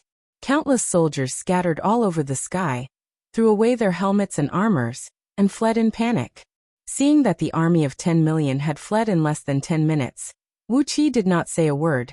Princess Zhonglu raised her nose and snorted coldly, and Yu Gu and the other oracles looked at each other, then suddenly burst into laughter at the same time. These emperors and oracles had put too much mental pressure on Yu Gu and the others just now, which almost made them think that Du was about to be overthrown. But in the end, as soon as they made a move, they found that these people were just a bunch of paper tigers. Shaking his head, Yu Gu asked in surprise, "It's really weird. The cultivation base of those oracles is about the same as ours, so why are their spells so monotonous? They already have such a high cultivation base, but they only know a few spells." "TSK, TSK, TSK," Wuxia said faintly. "If we are really on the battlefield, think about it. If they avoid fighting you, but attack Du's soldiers with this kind of spell, what will the consequences be? No matter how strong Du is, it will still be dragged to death by them. As for this one trick they only know." Wuxia looked up at the sky and thought, "Others kill the donkey after it has outlived its usefulness, but you've already added something to the donkey's feed before the millstone is put on it. Even if you don't want another human emperor's force that is strong enough to fight against the Celestial Court and the Buddhist League after taking Du into consideration, you don't have to make it so ugly, do you? These oracles who only know a single spell are really not a threat at all." After pondering for a moment, Wuxia waved his hand and said, "People of the East Sea, attack! Kill all those who dare to resist, and capture the rest alive. Well, there are many people here, so it's better to bring them back and demote them as sinners or servants. The East Sea is vast, and I'm worried that there is no one to farm it." Du had retainers who served the same clan for generations, as well as servants and maidservants, but there were no slaves. Even the families of Du's subjects who had committed serious crimes would only be demoted as sinners and exiled at will, and would not deliberately humiliate or abuse them as slaves. But that was exactly what Wuxia had in mind. Since he could not treat these people from outer heavenly realms as his own people, and he could not kill them all, he might as well take them back and order them around as slaves. There were too many places in the East Sea that needed manpower. Since these people were not Du's subjects, it was not a big deal to exploit a little of their labor, was it? The eyes of Yu Gu and the others lit up. They had also thought of the benefits. Without hesitation, they stamped the supreme towers under their feet. The doors opened with a rumble, and a large group of heavily armored warriors flew out of them. They were not like Wuxia, who traveled around with an army of 1,000,000 soldiers, but there were tens of thousands of guards and servants in their supreme towers. Now that they were reminded by Wuxia, they hurriedly summoned their guards to capture those people from outer heavenly realms. Yu Gu narrowed his eyes and said with a smile, "Yu clan has quite a few mines that are in need of manpower to take care of. Well, as long as they serve Du wholeheartedly, we'll still remove their status as sinners after a few years, and let them live and work in peace and contentment." Wuxia narrowed his eyes and laughed. A few years later? That's a long time away, isn't it? Even if DU had all kinds of prohibitions to protect the interests of its people, these people from outer heavenly realms, even if the human emperor knew that they were being mistreated, he would not stand up for them. As long as no one intervened in this matter, these people would not leave Yu Clan's minds even if they died, right? Everyone's heart was as clear as a mirror. The group of old fellows looked at each other and smiled at each other. Then they decided on this matter. The eyes of some old oracles who practiced evil magic flickered with fierce gleams, and they had some unpleasant thoughts in their minds. The human emperor would punish those who abducted DU's subjects for blood sacrifice. But were these people from outer heavenly realms considered DU's subjects? To be or not to be? That was the question. Wuxia could see through these old fellows' thoughts, and he nodded to himself. This was a good thing.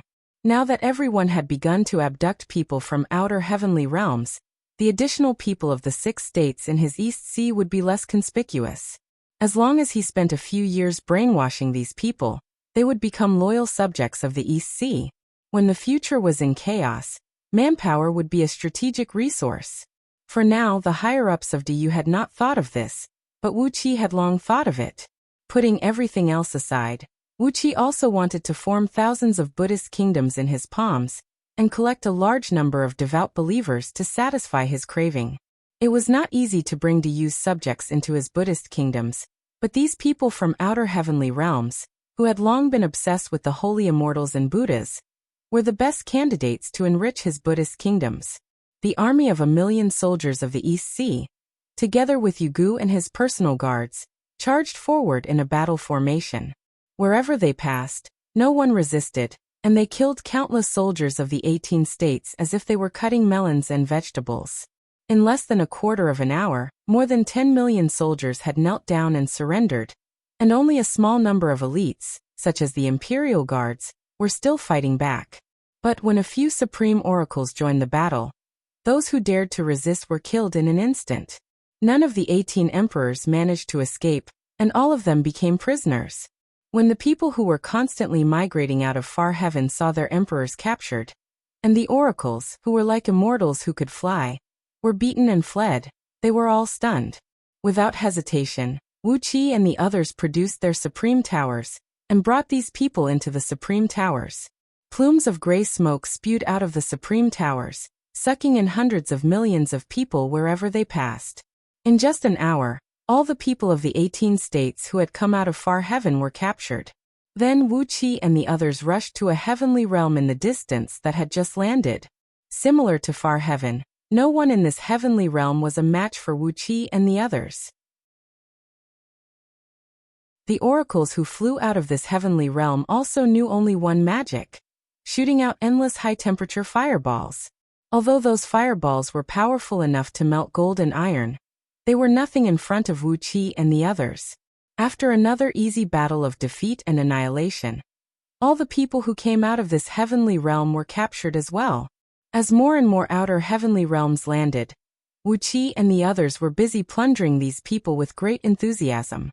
Just as the people of the 9th heavenly realm were captured by Wuxia and the others, Wuxia suddenly sensed a faintly discernible divine will coming to him from the void. He paused for a moment, then immediately did something to adapt to the situation. Chapter 866. Without alerting anyone, a clone of a blood-draining celestial fiend replaced Wuxia's real body. Wuxia's real body split open the void and silently sneaked into it. Amidst the boundless void, Wuxia's body transformed into a faint beam of starlight, blending into the starlight that blotted the sky as he moved forward slowly. Before long, he came to a flaming meteor hovering motionlessly in the void. This fiery meteor measured over 10 acres in size, and was entirely composed of the Triang violet rock, which had been tempered by the heavenly fire day and night. Raging flames rose hundreds of feet high from the meteor, but they could do nothing to the priest and the monk, who were standing calmly on the meteor. The priest was clad in a moon-white robe made of coarse cloth. At first glance, he looked like an ordinary middle-aged priest, except that he was a little taller, with thick arms and legs and a rugged look. He seemed to be a priest who worked as a cook in some Taoist temple. But if one took a closer look, one would find that every single strand of his hair was glowing with a faint, moist green light, like the light of the full moon in the sky on the best night, clear and penetrating, bringing a sense of tranquility. The priest's skin looked dark, mottled, and ugly, as if it had never been washed clean. Only in the eyes of a profound cultivator like Wuxia could one tell that every inch of this man's skin was glowing with a pearl-like light. This lustrous treasure light was contained but not penetrating. Clearly, it had already reached the point where the essence, energy, and spirit were completely unified without any leakage. The monk's attire was even simpler. He was barefooted and wore a monk's robe made of coarse linen. Half of his arm was exposed, and a string of ordinary white poplar beads hung around his neck. His height was ordinary, his appearance was ordinary, and his eyes were ordinary. He probably had the identity of a monk sweeping the floor in some remote temple in the mortal world. But whether it was the priest or the monk, when they stood on the Triong violet rock, whose temperature was hot enough to melt iron, and let the Triong heavenly flame burn their bodies, not even a strand of their hair was touched. One could tell that they were not ordinary people. In particular, their graceful and solemn bearing made the emperors of the 18 dynasties who had just been captured by Wuxia look like pheasants meeting phoenixes when compared to them. Looking down at Pangu continent from above, they saw the army of the East Sea, together with the personal guards of Yugu and the other oracles, defeat and disperse a large army that had just landed in a heavenly realm.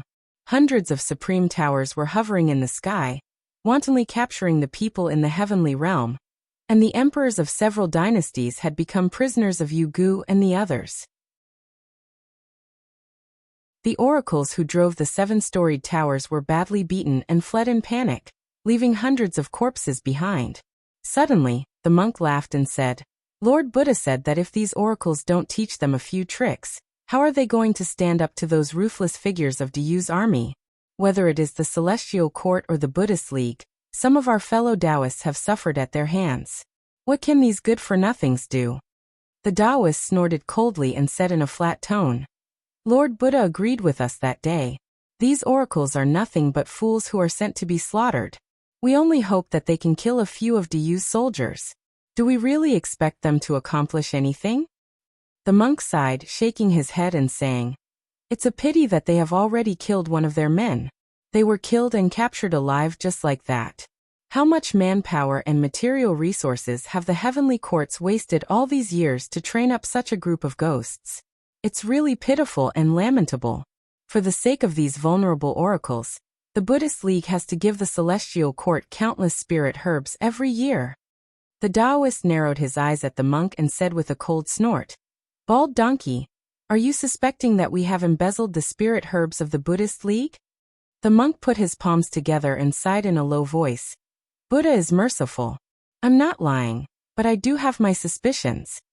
The Taoist glared at the monk, then pointed at Pangu continent and said with a cold grin, "I would be surprised if you say that the Celestial Court has embezzled the spirit herbs that were meant to be used on these oracles.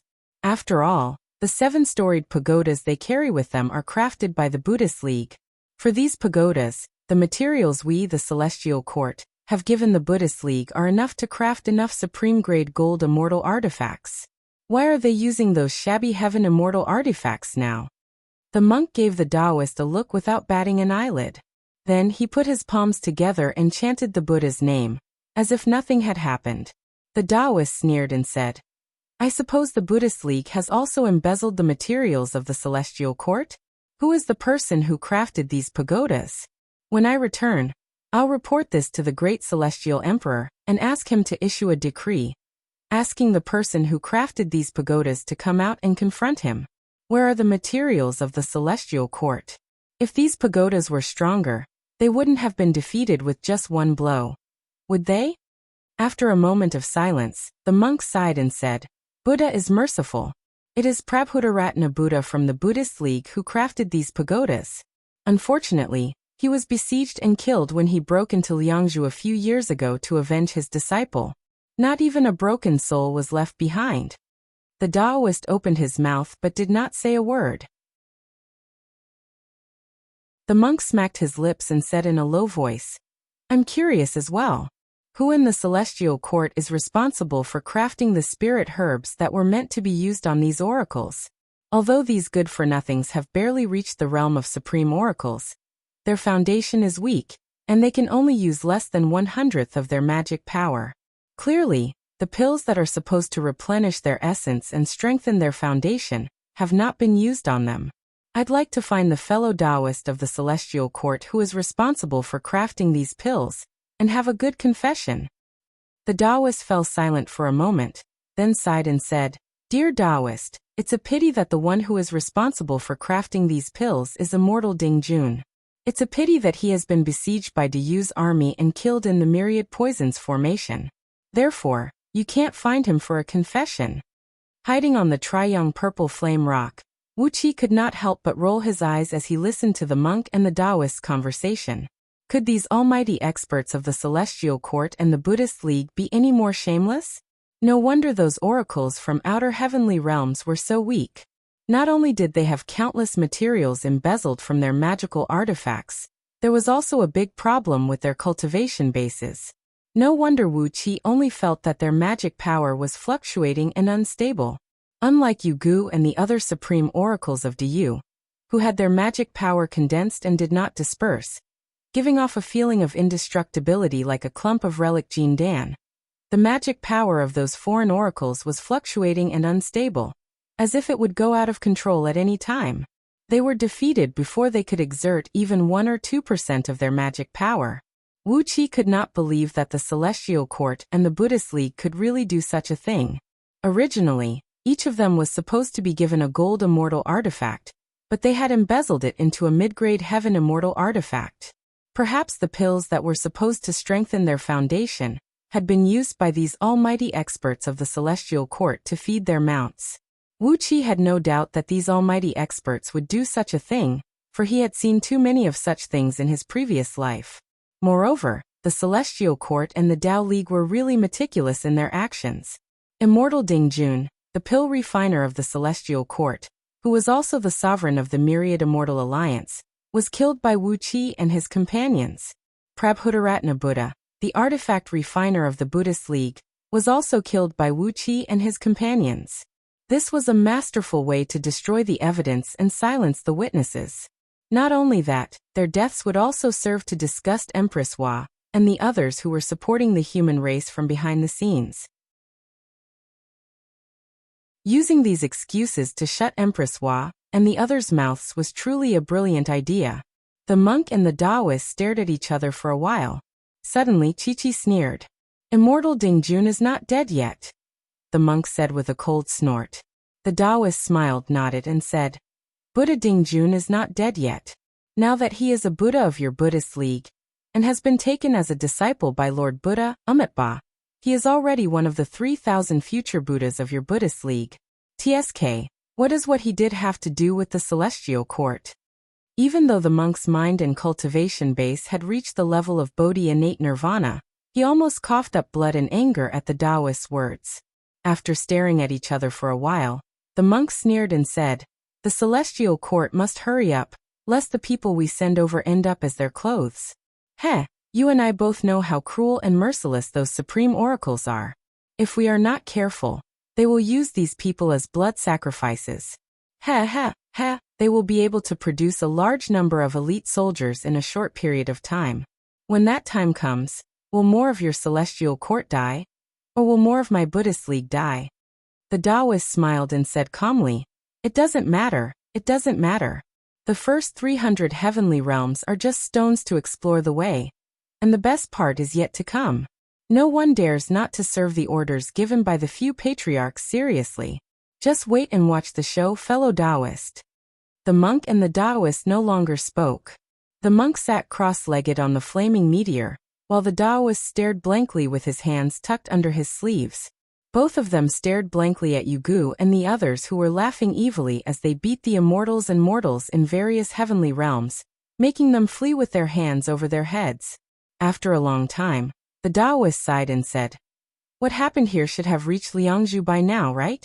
Those supreme oracles in Liangzhu can't just watch these people take advantage of them. They have to come here and bring back as many people as they can. TSK, As many as they can. Wuqi's heart skipped a beat. The Celestial Court and the Buddhist League were actually using the trick of luring the tiger away from the mountain? It seemed that they had even planned how you would deal with the common people in outer heavenly realms. After pondering for a moment, Wuqi carefully studied the cultivation bases of the monk and the Taoist. Both of them were fifth-tier primordial experts. Whether in the Celestial Court or the Buddhist League, people with such cultivation bases were figures who held real power. It was no wonder that they could observe the movements on Pangu continent from here. It was very likely that they were the trusted subordinates of the great celestial emperor and Lord Buddha. Otherwise, they would not have been sent here. After a moment of careful calculation, he stealthily transformed his body into that of a Buddha. Suddenly, he cried out in a low voice, "Senior brother, what are you waiting for? Act according to Master's decree now." This bastard was killed by Prince Diyu. With a sway of his body, Wuqi's 36 feet tall avatar sprung up. Without giving the monk and the Taoist time to react, he grabbed the Taoist's head and legs, and exerted force with his golden arms. A miserable howl rang out as the Taoist's body was forcibly twisted in half by Wuqi. Purple and gold blood sprayed all over the sky. "How dare you, evildoer? Why you?" The monk was trembling and could not say a word. The Buddhist power emanating from Wuqi's body was extremely pure, 100 times purer and stronger than his own. A beam of blood-red light shot out of the Taoist's body as his immortal soul cursed angrily and fled in panic. Wuqi gave a cold snort. A fist-sized natal relic flew whistling out of his forehead and smashed heavily onto the immortal soul. More than half of the immortal soul was shattered by the relic, leaving only a wisp of Yuan Ling. Then, he transformed into a beam of light and disappeared in a flash. Wuqi grabbed the few magical treasures that had fallen off the Taoist's body, then nodded at the stunned monk and said, "Senior brother, I'll leave this place to you. Please disguise this place as the scene of an assassination by the human race. I'll go kill that ox-nosed Yuan Ling, and then I'll return with you to return Master's decree." With a sway of his body, Wuqi patted the dust off his buttocks and disappeared without a trace. There was a moment of silence on the distant meteor, and then a burst of earth-shattering curses suddenly broke out.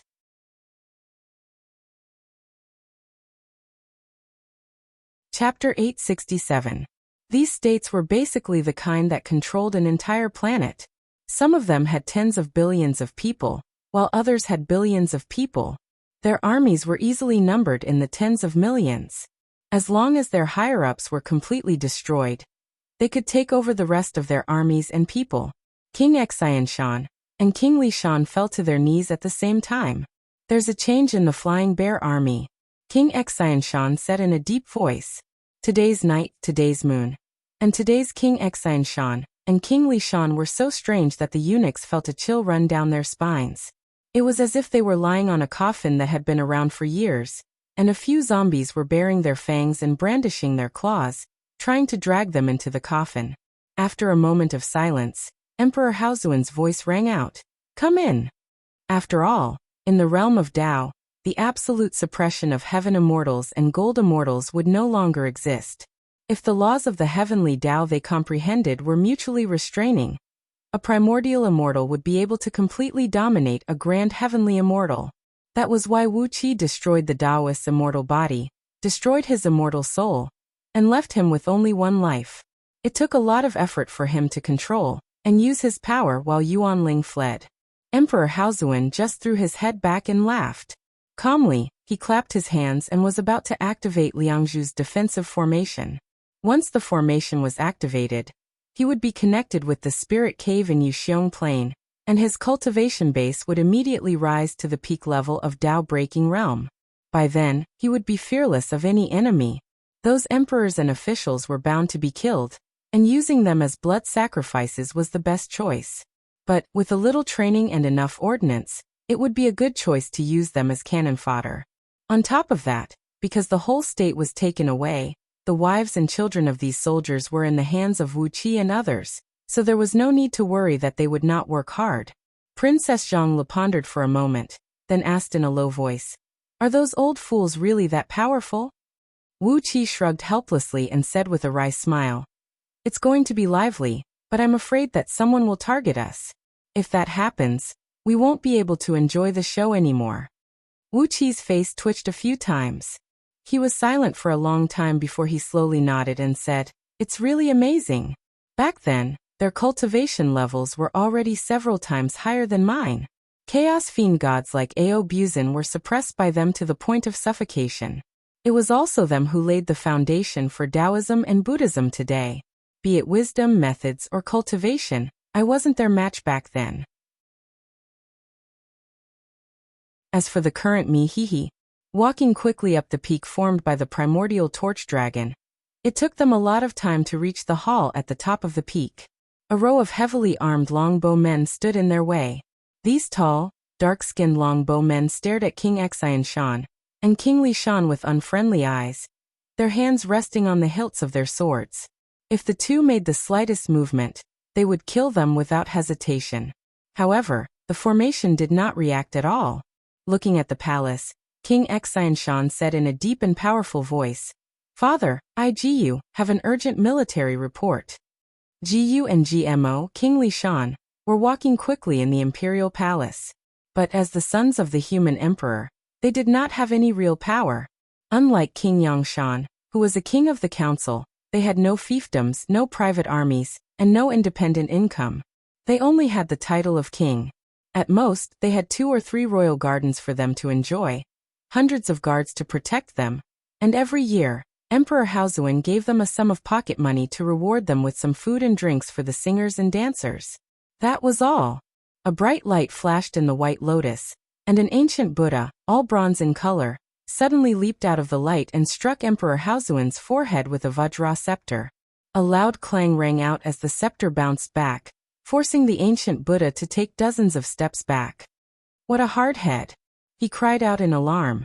A huge cloud bed was slowly sinking into the ground of the great hall. The brocade quilt on it was a mess, and faint bloodstains could be seen on it. Whenever a landmass fell from outer heavenly realms, Wuqi and his companions would pounce on it like hungry wolves to share it. As the monk and the Taoist had said, after Wuqi and his companions had divided the troops and people from the 70 or so outer heavenly realms, more and more supreme oracles had arrived from Liangzhu.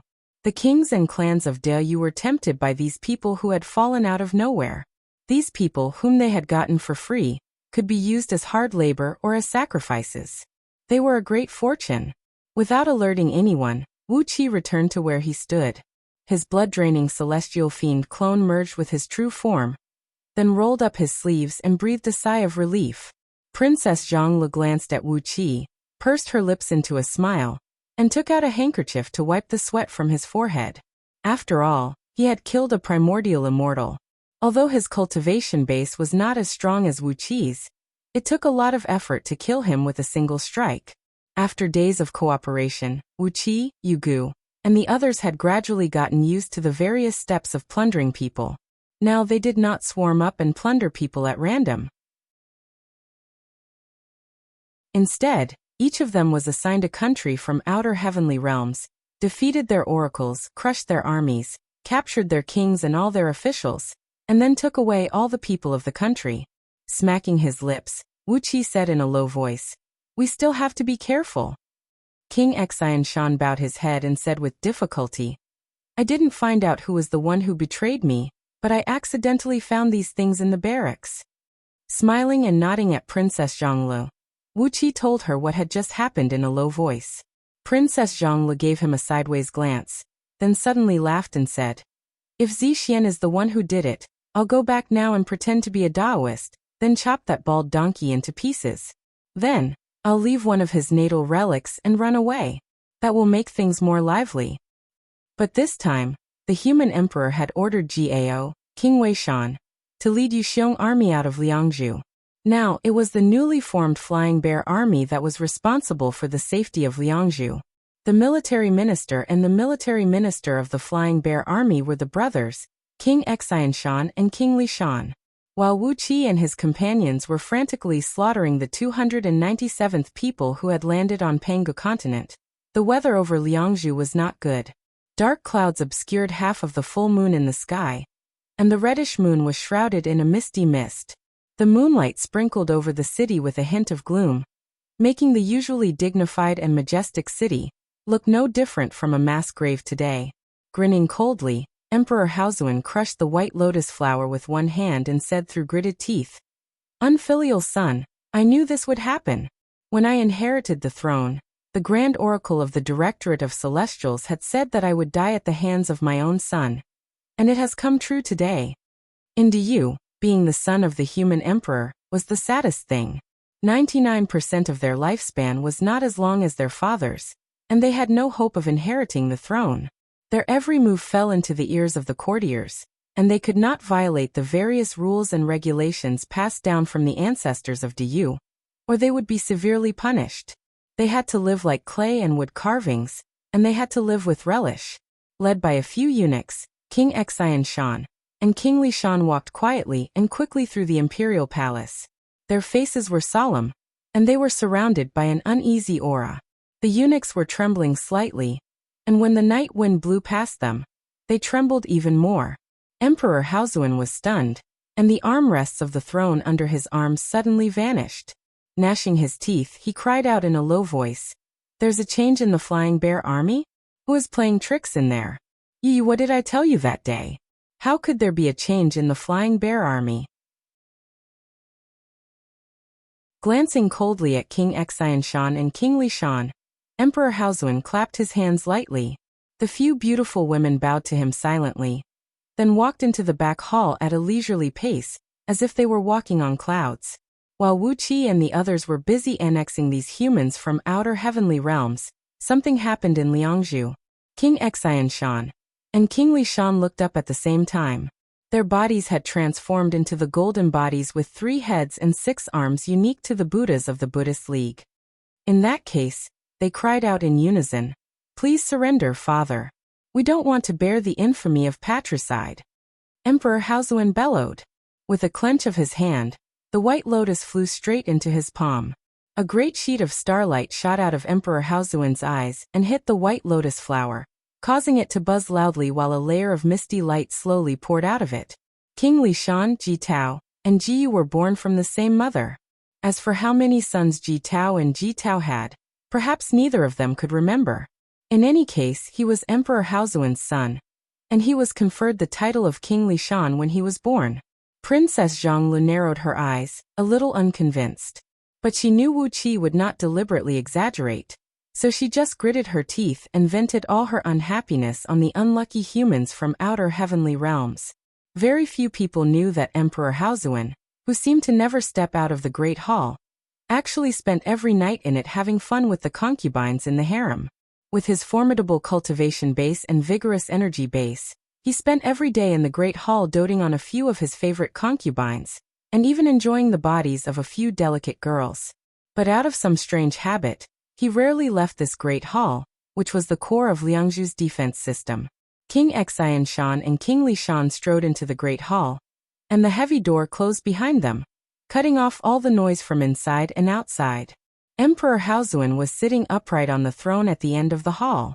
A few beautiful women in untidy clothes were carefully straightening his clothes, their pale red fingernails gently pinching the emperor's sleeves and straightening them. Emperor Haozuan cleared his throat and asked, "What important military intelligence?" Ji Yu was Emperor Haozuan's 798th son, and the oldest of his surviving sons. Ji Yu's elder brothers were born too early, and they did not live to see the day when Emperor Haozuan's lifespan came to an end, and they passed away early. Ji Yu was the son of Emperor Haozuan and his favorite concubine a period ago, and he was conferred the title of King Xian Shan at birth. King Li Shan was carrying a green bundle on his back. King Xian Shan held out his hand, and King Li Shan hurriedly handed the bundle to him. King Xian Shan opened the bundle, and revealed a white lotus the size of a rice bucket, which looked carved out of white jade, and had petals inlaid with the 7 treasures of the Buddhist League. Emperor Haozuan gritted his teeth and said angrily, "It is indeed a magical artifact of the Buddhist League. What are those bald thieves trying to do? These days, the King of East Sea and Yugu have sent us military intelligence. Outer heavenly realms are constantly invading Pangu continent. What are they trying to do?"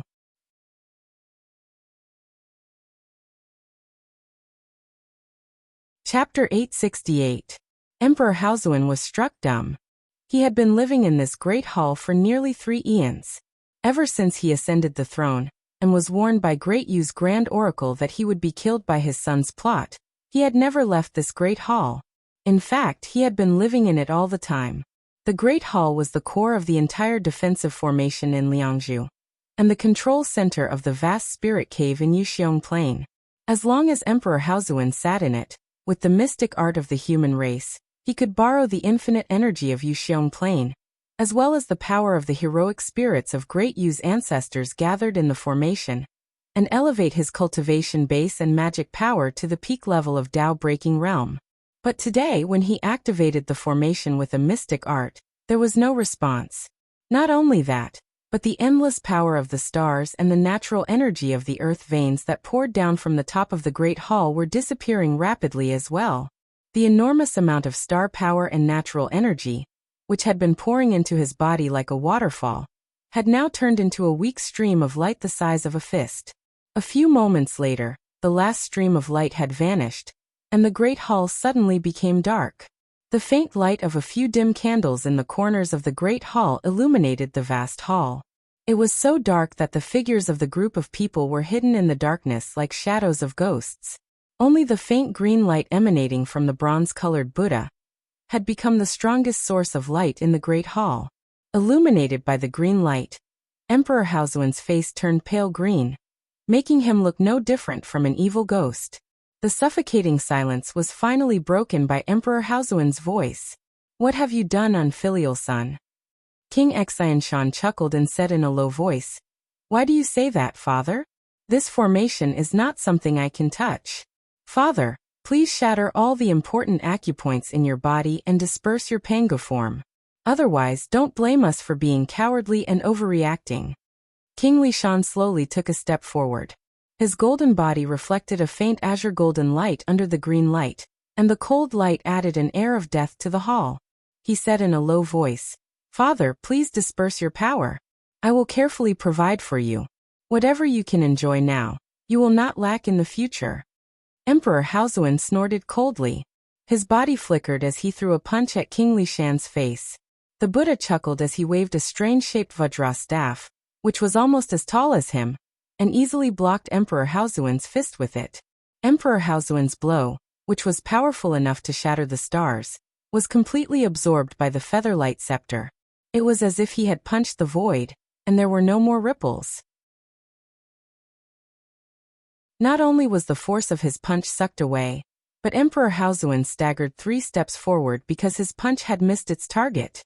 The Buddha seized the opportunity and smashed the scepter 18 times at Emperor Haozuan in a row, each strike sending sparks flying in all directions and producing a deafening rumble that sounded like the ringing of a bell. All 18 strikes were executed with a mystic art of the Buddhist League, each of which contained the power of a dragon and an elephant, and each strike was 10 times heavier than the previous one. When it came to the last strike, the power was simply appalling. A crisp clang rang out as the scepter in the Buddha's hand broke into 3 pieces. The skinny Buddha grunted as the web between his thumb and forefinger split open, with purple and gold blood dripping down. Emperor Haozuan cried out in pain as well. His clothes were torn to shreds, and a few small jade artifacts hanging around his waist were destroyed as well. There were a few visible lines of blood on his back. The palm-sized blood marks sank about an inch deep into Emperor Haozuan's body, and the muscles underneath were all crushed to a pulp. With a sway of his body, Emperor Haozuan transformed into a gust of wind, and was about to flee to the back of the hall. But as soon as he flew up, King Xianshan and King Lishan were already in front of him. A huge net made of unknown purple fibers and decorated with countless relics, pearls, and other rare treasures of the Buddhist League, came crashing down toward Emperor Haozuan. Emperor Haozuan cried out in alarm as he was forcibly pulled out of the gust of wind by the net. Fortunately, his reaction was fast enough. As soon as the net stuck to his body, he immediately dodged a few steps to the side. That was how he managed to avoid being caught by the net. Unfilial sons. Emperor Haozuan trembled with rage. He could tell that King Xianshan and King Lishan were not the reincarnations of Buddhas or Bodhisattvas. If they were, they would have been dug out and dealt with in the last great purge. With a mystic art of the Buddhist League, they had forcibly fused the golden bodies of the fallen Buddhas with themselves, and thus obtained nearly 70% of the overall strength of a Buddha out of thin air. Obviously, the golden bodies they fused with had a very high cultivation base when they were alive. Although they had only obtained 70% of the Buddhist power in the golden bodies, the aura they emanated was not weaker than Emperor Haozuan's, whose cultivation base had reached the peak of the 9 stars realm in the third Panga heaven. Although the Buddhist power came easily, and King Xianshan and King Lishan could not control it freely, it was enough to save their lives in front of Emperor Haozuan. Moreover, with the help of those magical artifacts of the Buddhist League, they could even pose a great threat to Emperor Haozuan. Just as Emperor Haozuan was furiously scolding his sons, the Buddha had quietly come up to him. With both hands locked into a flame-shaped incantation gesture, he pressed it heavily against Emperor Haozuan's back, leaving a trail of bronze flame in the wake of it. Emperor Haozuan cried out in pain, and then a ripping sound rang out as the bronze flame left a dark green reverse swastika on his skin and flesh. The swastika glowed with an eerie light, and Emperor Haozuan felt as if a hole had been opened in his body, through which his spirit, energy, and soul were pouring out. He spun angrily and pointed a finger at the retreating Buddha, then snapped. "This is the evil Buddha's seal. Are you the successor of the evil Buddha, who was expelled by the Buddhist League?" Emperor Haozuan pointed his finger out, and dozens of very fine wisps of black smoke shot out of his fingertips, each of which had a dark light spinning rapidly like a star in it. The wisps of smoke flew at an incredible speed, and with a great momentum. They tore through the void like real stars, stirring up a suffocating wind in the great hall. The Buddha laughed in a low voice. "I'm Buddha Soul, the founding patriarch of the evil Buddha. How can you say I'm your successor?" Buddha Soul retreated quickly. With every step he took, a green lotus flower that looked like bronze poured out from under his feet. The lotus quickly expanded to tens of feet in size, causing the surrounding void to tremble. As soon as the wisps of black smoke touched the lotus, they slowed down as if they had fallen into a swamp.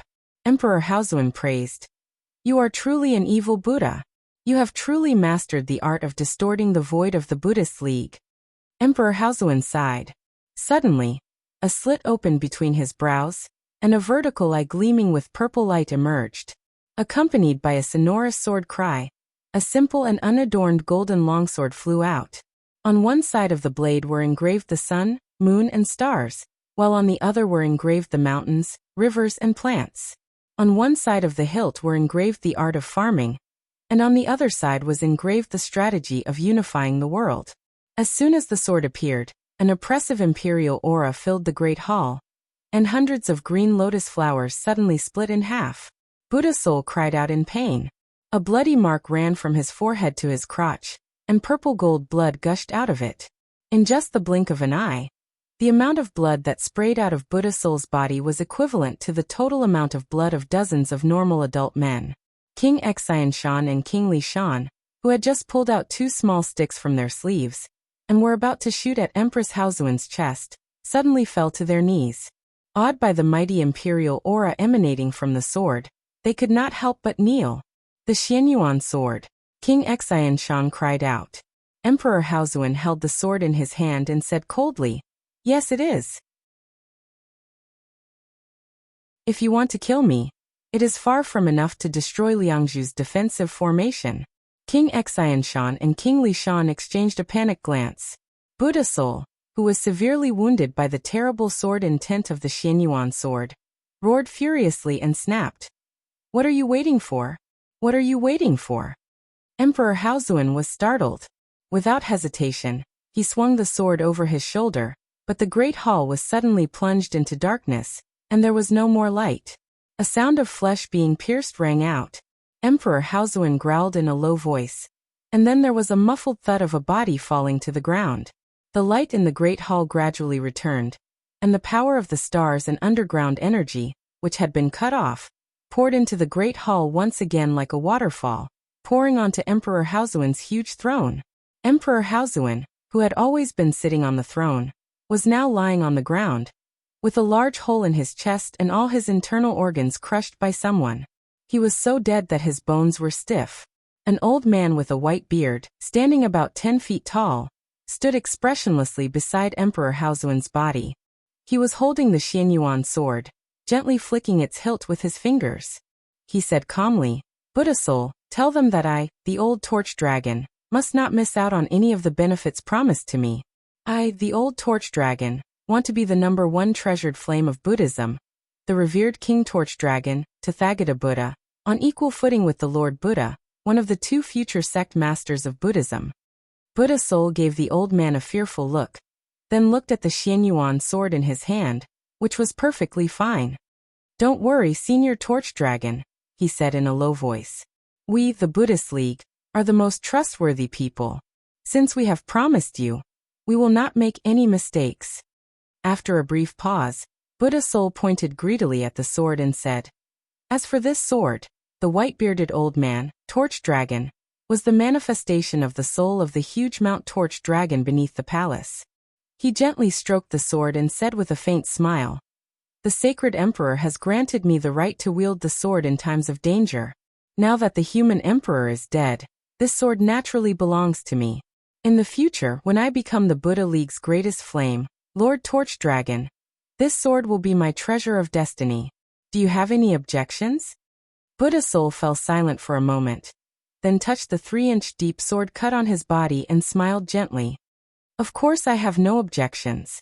He took a deep breath and gave the sword a reluctant look, then said in a deep voice, "Please do it quickly, Your Highness. Where is the imperial edict I prepared? You should use the imperial seals as soon as possible." In a flurry, King Exanshan pulled out a scroll of the human emperor's imperial edict from under his sleeve. Then, he found 3 imperial seals of different sizes from Emperor Haozuan's body, and stamped them on the edict one by one. Vaguely, a line of words could be seen on the edict. "Therefore, following the will of heaven and the will of the people, I pass the throne to King Yangshan, Jikue."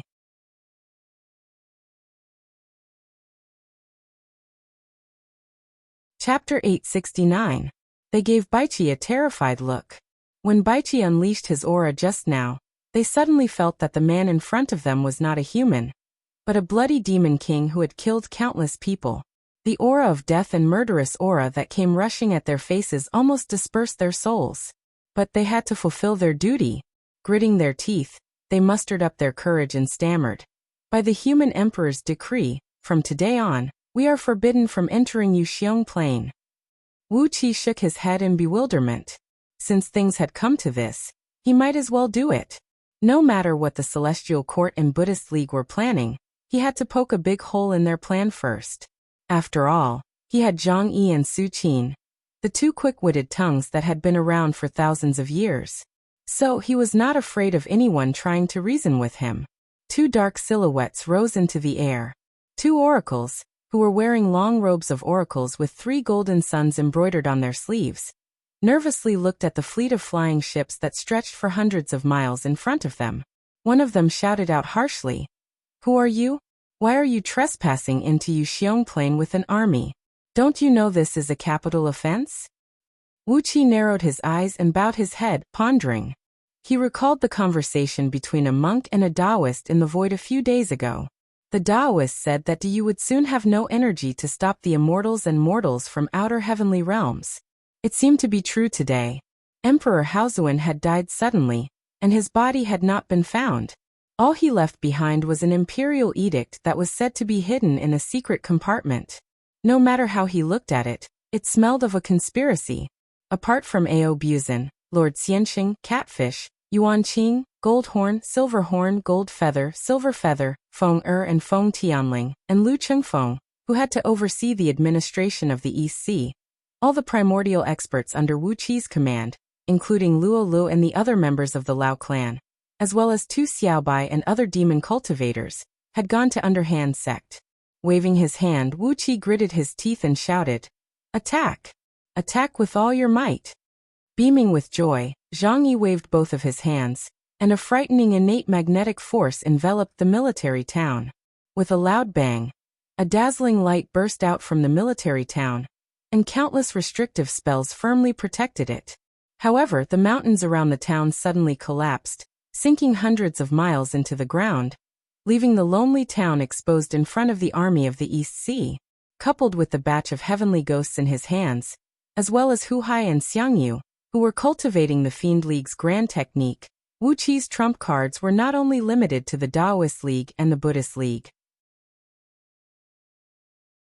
If the Tao sect won, he would be the Tao sect's Zenith Heaven Golden Immortal. The former soldiers under Baiqi's command were usually trained by Baiqi, so they were all infected with the same disease as Baiqi. Upon hearing the word attack, several 100,000 soldiers roared and started their flying ships, flying straight towards the military town. Baiqi gave a long and sonorous cry. His body was shrouded in a thick layer of blood-red light, and like a blood-red meteor, he smashed down towards the town. Wu Qi felt slightly relieved. The underhand sect had sneaked into the Taoist League, and Baiji's branch had sneaked into the Buddhist League. Wu Qi himself was cultivating the cultivation technique of both Taoist and Buddhist League, and he had the scroll of stealing to deceive everyone. Thus, no one could see through his real background. Furthermore, he now held a high position in Du, and no matter how the situation changed, he would be able to adapt to the situation and make the choice that best suited to his own interests. But after all, he was involved with Wu Qi in his previous life, and in this life he was brought up by Wu Qi. Therefore, Beiji's loyalty to Wu Qi was impeccable. Before Wu Qi could give the order, the left and right armies of East Sea County, as well as the rear army, had already charged out. It was a pain of happiness. Wu Qi finally understood that it was not a good thing to have too many talents under his command. Furthermore, there were still too many people who had not gone out with the army, such as the emperors of the 6 dynasties who stayed behind to guard the East Sea County, and a large number of civil and military officials who had not been deployed. If they had gone out with the army, Wu Qi would not have known how to deal with them. Beiji did not ask any questions. He put his palms together and bowed to Wu Qi, then strode out. Wu Qi had given them a principle. Primordial immortals were not allowed to show themselves. If the celestial court or other powers wanted to find out the truth about the underhand sect, the disciples of Gold Immortal Realm would be the ones to do it. For the time being, it was not appropriate for the underhand sect to keep a high profile, so they had to reveal themselves as a medium-sized sect. If Du won, he would be the meritorious prince of Du. Upon hearing Wu Qi's question, the 2 messengers quickly bowed and said, "King of East Sea, it was Lord Lao Wang himself who asked us to send a warning to the King of East Sea." At the same time, he also asked the King of East Sea to lead the army back to Liangzhu as soon as possible. His Majesty has died a sudden death, and his body is nowhere to be found. All that was left was the imperial edict to pass the throne to Lord Lao Wang. Now Liangzhu is in a mess. The newly formed Flying Bear army has split up, and all the great clans are in a state of panic. Rumors are spreading in the imperial court. Wu Qi sat alone in the command center. Looking at the generals and civil officials gathered in the cabin of the flying ship, he could not help but feel a little helpless. There were too many heroes under his command, and it was difficult for him to mediate the relationship between them. Just now these people had been arguing for 2 whole hours because of the choice of the commanding officer and military advisor for the front, back, left and right armies. Fortunately, the army Wu Qi brought here was more than enough for them, and he had promised each of them that they could lead an army on their own. Only then did they calm down. After being busy for a long time and arranging everything, Wu Qi was no longer in the mood to attack the invaders from outer heavenly realms. At his order, Lu Chengfeng was left to guard the East Sea, while Wu Qi led the soldiers from the 36 towns of the East Sea to break camp and march toward Liangzhu. They had to go back to Liangzhu. The more chaotic it was, the more benefits they could get. If King Yangshan could really ascend to the throne of the human emperor, it would be of great benefit to Wu Qi. But how did Emperor Haozuan die? Who could kill Emperor Haozuan without alerting the imperial guards? In front of them were 2 towering mountains. Between the 2 mountains was a military town whose city wall was less than 1.5 miles in width and 5 miles in height. The top of the city wall of the military town was crowded with people. Some large-scale ordnance, which was powerful enough to threaten airboats, was slowly being pushed out of the city wall. After pondering for a long time, Wu Qi summoned Beiji, the little disciple he had taken in years ago. As for Beiji, he did not deliberately cultivate him over the years. As a result, his cultivation base had just barely reached the realm of Arhut. Compared to the rapid progress of the others around him, Beiji's power and influence could be said to be extremely weak. After handing the scripture to Beiji, Wuqi said in a deep voice, "Over the years, I found you a group of young monks suitable for practicing the mystic arts of the Buddhism League. Bring them to the edge of the East Sea, find a good Taoist temple, and build a monastery to practice in seclusion. Just focus on practicing the mystic arts in this scripture, and I'll send someone to bring you whatever you need. Don't do anything unless I tell you to. When I need you, I hope you have at least a group of people you can use." A line of large blood-red characters was written on the thin black stone. Weighing the heavy stone in his hand, Wuqi narrowed his eyes and asked the messenger in front of him, "Did Lord Laowang personally order you to deliver the message?" The clothes of the two messengers were torn, and their bodies were covered with wounds, and they were bleeding profusely. They had just been given life-saving pills concocted by the East Sea, and the oracles of the East Sea personally trained by Princess Zhang Lu to heal their wounds. Only then did they have the strength to stand. Under the leadership of Supremacy 3 Flame, Patriarch Jiang Yun, Immortal Qing Xian and Ao Guang, the Dragon King of the East Sea, all the disciples of Underhand sect must find a blessed land at the edge of the East Sea and build their sect openly. By now, countless immortal sects from outer heavenly realms had invaded Pengu continent, along with the fallen heavenly realms, and dozens of immortal sects of various sizes were building their cave abodes every day. Therefore, the addition of Underhand's sect would not attract any attention. The emperor has collapsed and the situation is strange. Hurry to Liangzhu. Lead the army. Baiqi did not waste time talking to the two oracles. He drew the sword hanging at his waist and cut off their heads with one clean slash. The sword let out a dragon roar as Baiqi's eyes shone with a feverish blood-red light. Pointing at the fortress in front of them, he cried out, "Boys, attack!" Even though they were fighting fiercely and corpses were strewn all over the place, Wuqi was just sitting on the fishing platform, waiting to reap the fruits of his labor.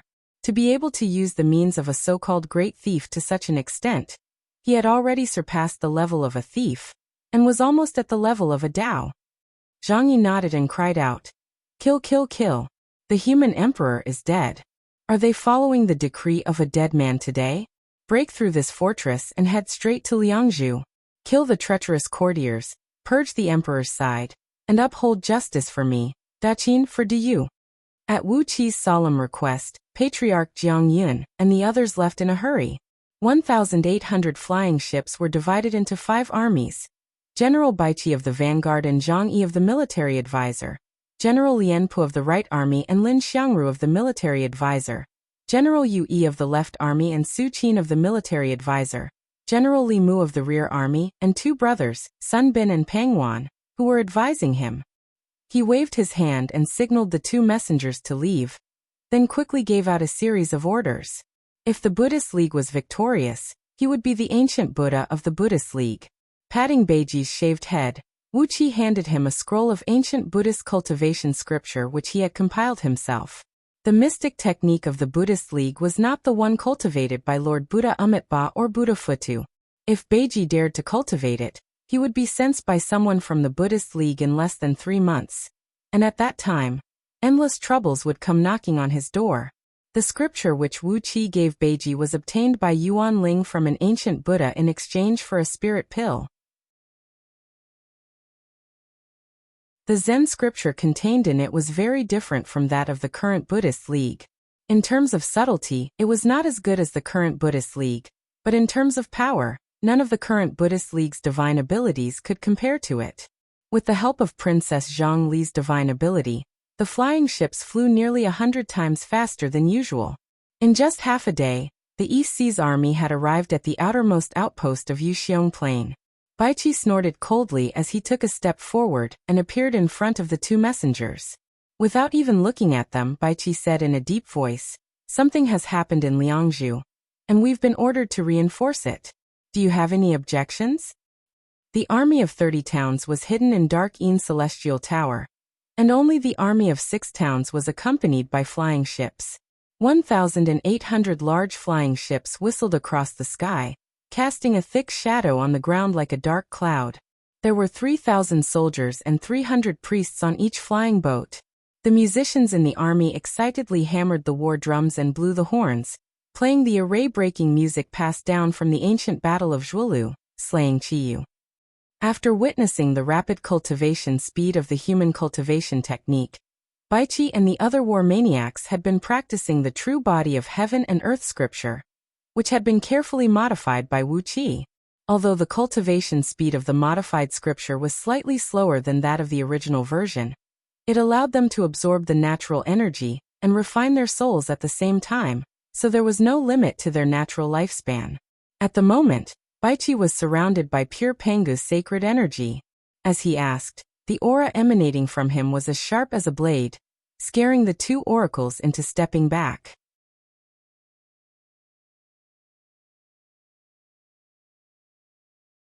Chapter 870. The five-colored divine ray transformed into a huge hand that blotted out the sky and pressed down heavily on the military town, which was dozens of miles in circumference. Immediately, the crisp sound of countless crystal vases shattering rang out, and hundreds of restrictive spells, big and small, were shattered by the palm, causing all the generals and soldiers in the town to cough up blood and fall to the ground.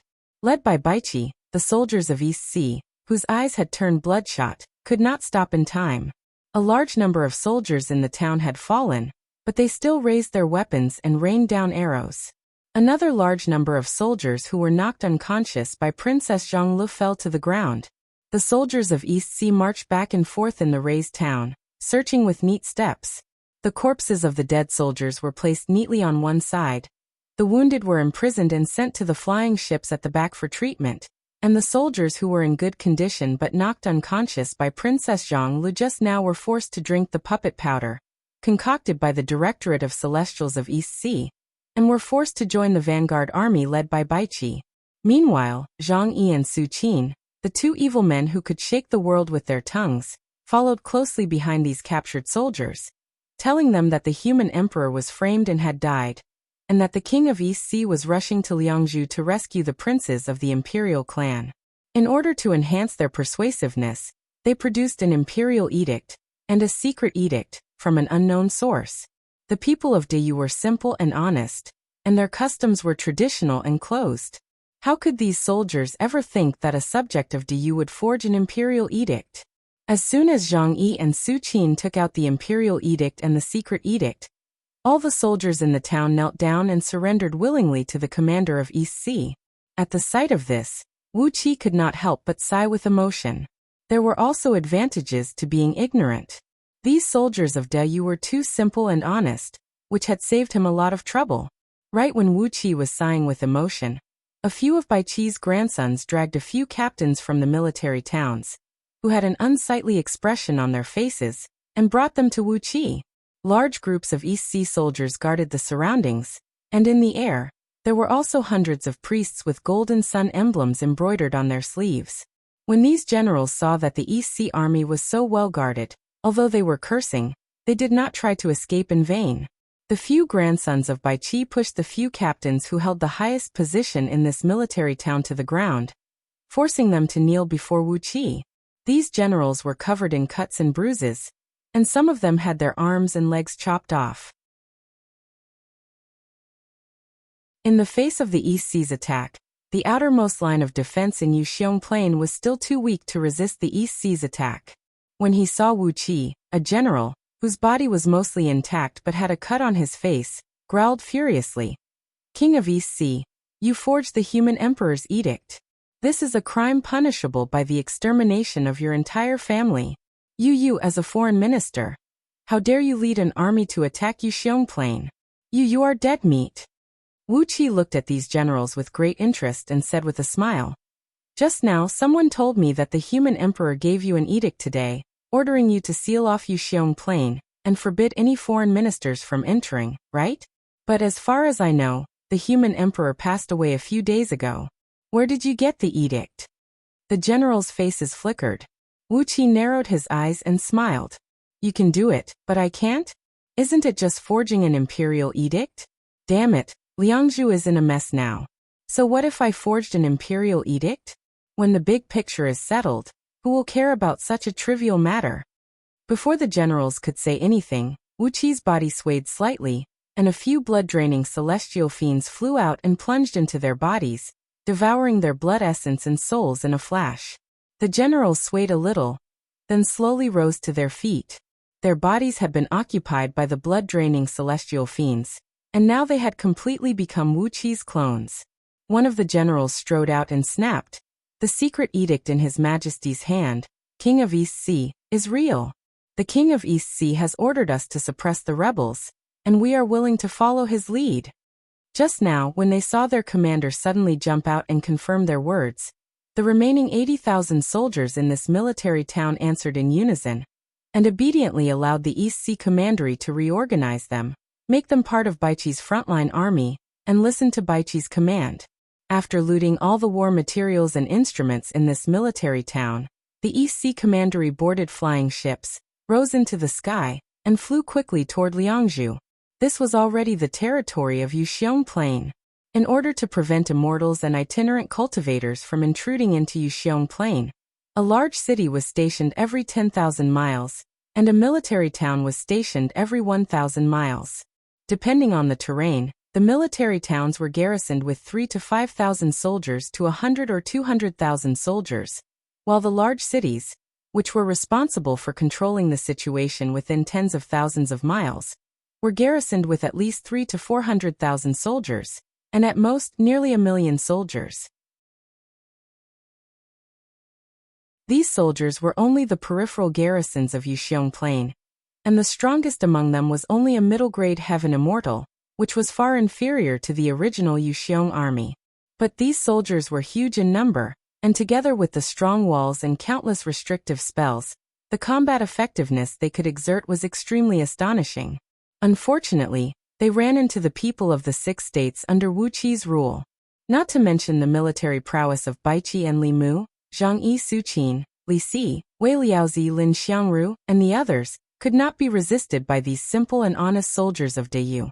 Along the way, the East Sea Commandery Army's deception, surprise attacks, and the help of Wuqi and the other almighty experts, had possessed the bodies of Wuqi's blood-draining celestial fiends, and all the soldiers had become the vanguard under Baiqi's command. The march of the East Sea Commandery Army to Liangzhu was like a hot knife through butter. There was basically no difficulty to speak of, except for Su Qin and Zhang Yi, who were busy forging the human emperor's imperial edicts.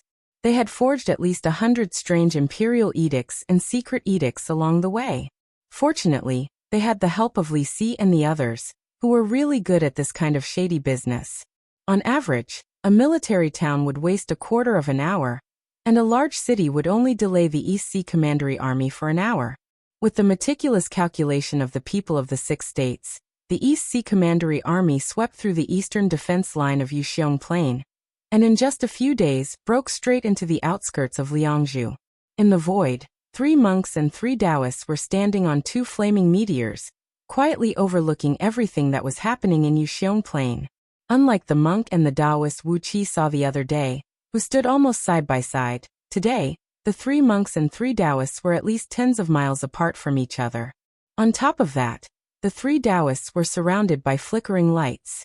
Clearly, they had unleashed their defensive immortal artifacts, lest someone attack them from the dark. The 3 monks and 3 Taoists all had a very strange expression on their faces, as they watched the East Sea Commandery Army march straight in. When the East Sea Commandery Army had broken into the outskirts of Liangzhu, one of the monks murmured in a low voice, "How stupid are these Deyu soldiers?" Another Taoist glared at the monk and said with a cold grin, "They are indeed a little stupid. I wonder if fellow Taoist has a good plan to delay them?" The 3 monks and 3 Taoists looked at each other, speechless for a long while.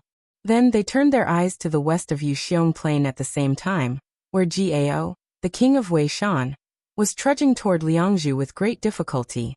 Along the way, the major cities and military towns had given him a lot of trouble. No matter how hard he racked his brains, the distance he had covered in a day and a night was not as good as the distance that Wuqi had covered in an hour. By now Wuqi had reached the outskirts of Liangzhu, and Gao was still 10 days away from the city. Frowning, the 3 monks and 3 Taoists stared at the mighty army of the East Sea Commandery army, then suddenly sighed heavily. Why do you have such a freak? Liangzhu was just 1,000,000 miles ahead of them. Standing on the deck of the flying ship, Wuqi and his companions could already see the city wall. Now Liangzhu was no longer as peaceful as it was when Wuqi first saw it. It had a hint of laziness in its tranquility, and a unique charm in its antiquity. The aura in the sky above Liangzhu was in a mess.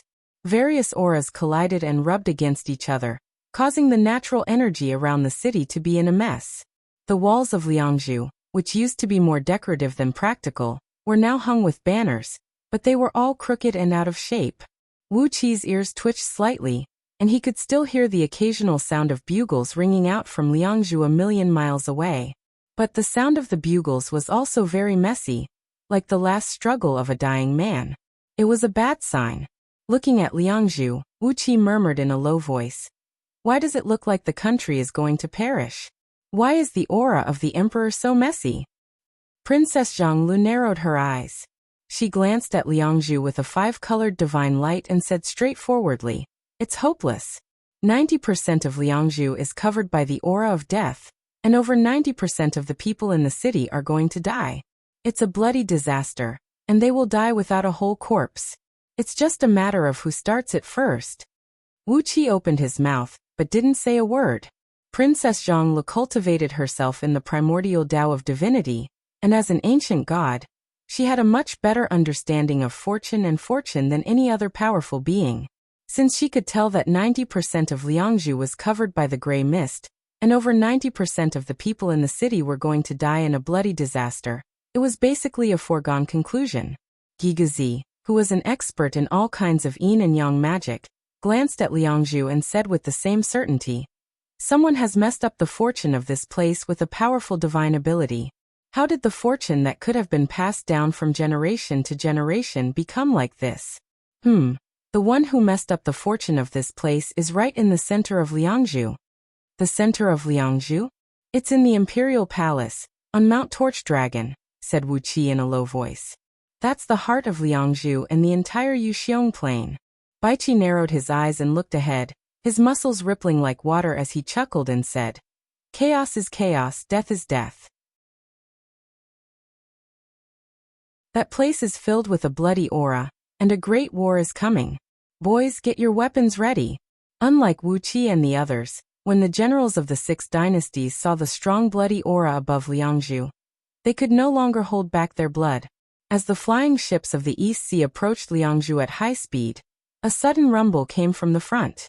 Amidst a cloud of dust, a troop of about 70 to 80,000 soldiers was fleeing in this direction like refugees.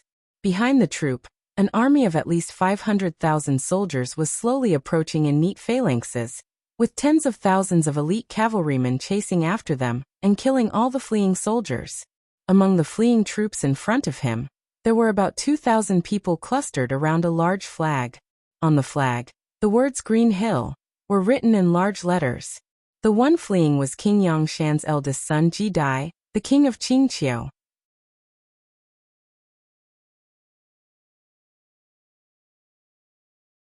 Chapter 871. General Baiqi gave a light cry, and all 360 flying ships in the vanguard halted at Qiqi's command. The airships of the middle, left, right, and rear armies also stopped in midair in a battle formation. Standing on the prow of the foremost ship, Baiqi rested his hand on the hilt of his sword and cried out, "Those who are fighting in the front, listen up. The army of East Sea is passing by. Make way now, or you'll be regarded as a provocation to the East Sea, and you'll be killed without mercy." Baiqi shouted loudly, causing the ground within a radius of 1,000 miles to rumble, and a large amount of dust to rise into the air. The pursuing army stopped abruptly and quickly retreated into a defensive circle, while the fleeing army quickly approached. Under the banner of Green Hill, Ji Dai, sweating profusely and covered in blood, cried out, "I'm an old friend of the king of East Sea. Ask the king of East Sea to." Before he could finish, Ji Dai's eyes rolled up and a few gurgling noises came from his throat. A stream of blood gushed out of his mouth, mixed with large blood clots.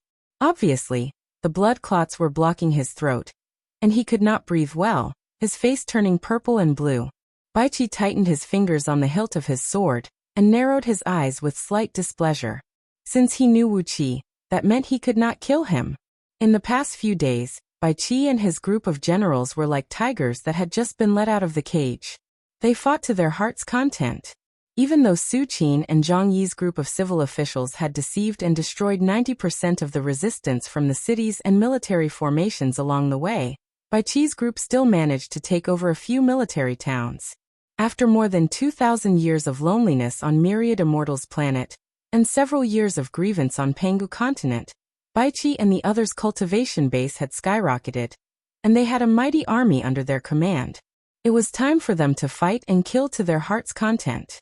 Just now, they were about to slaughter both armies, but when they found out that Ji Dai was an old acquaintance of Wuqi, they were too embarrassed to do it. Rubbing his nose, Baichi couldn't help but have the mischievous thoughts of a child.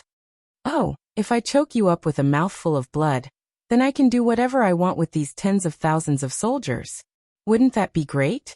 Tilting his head, Baichi stared at Ji Dai, whose throat was blocked by blood.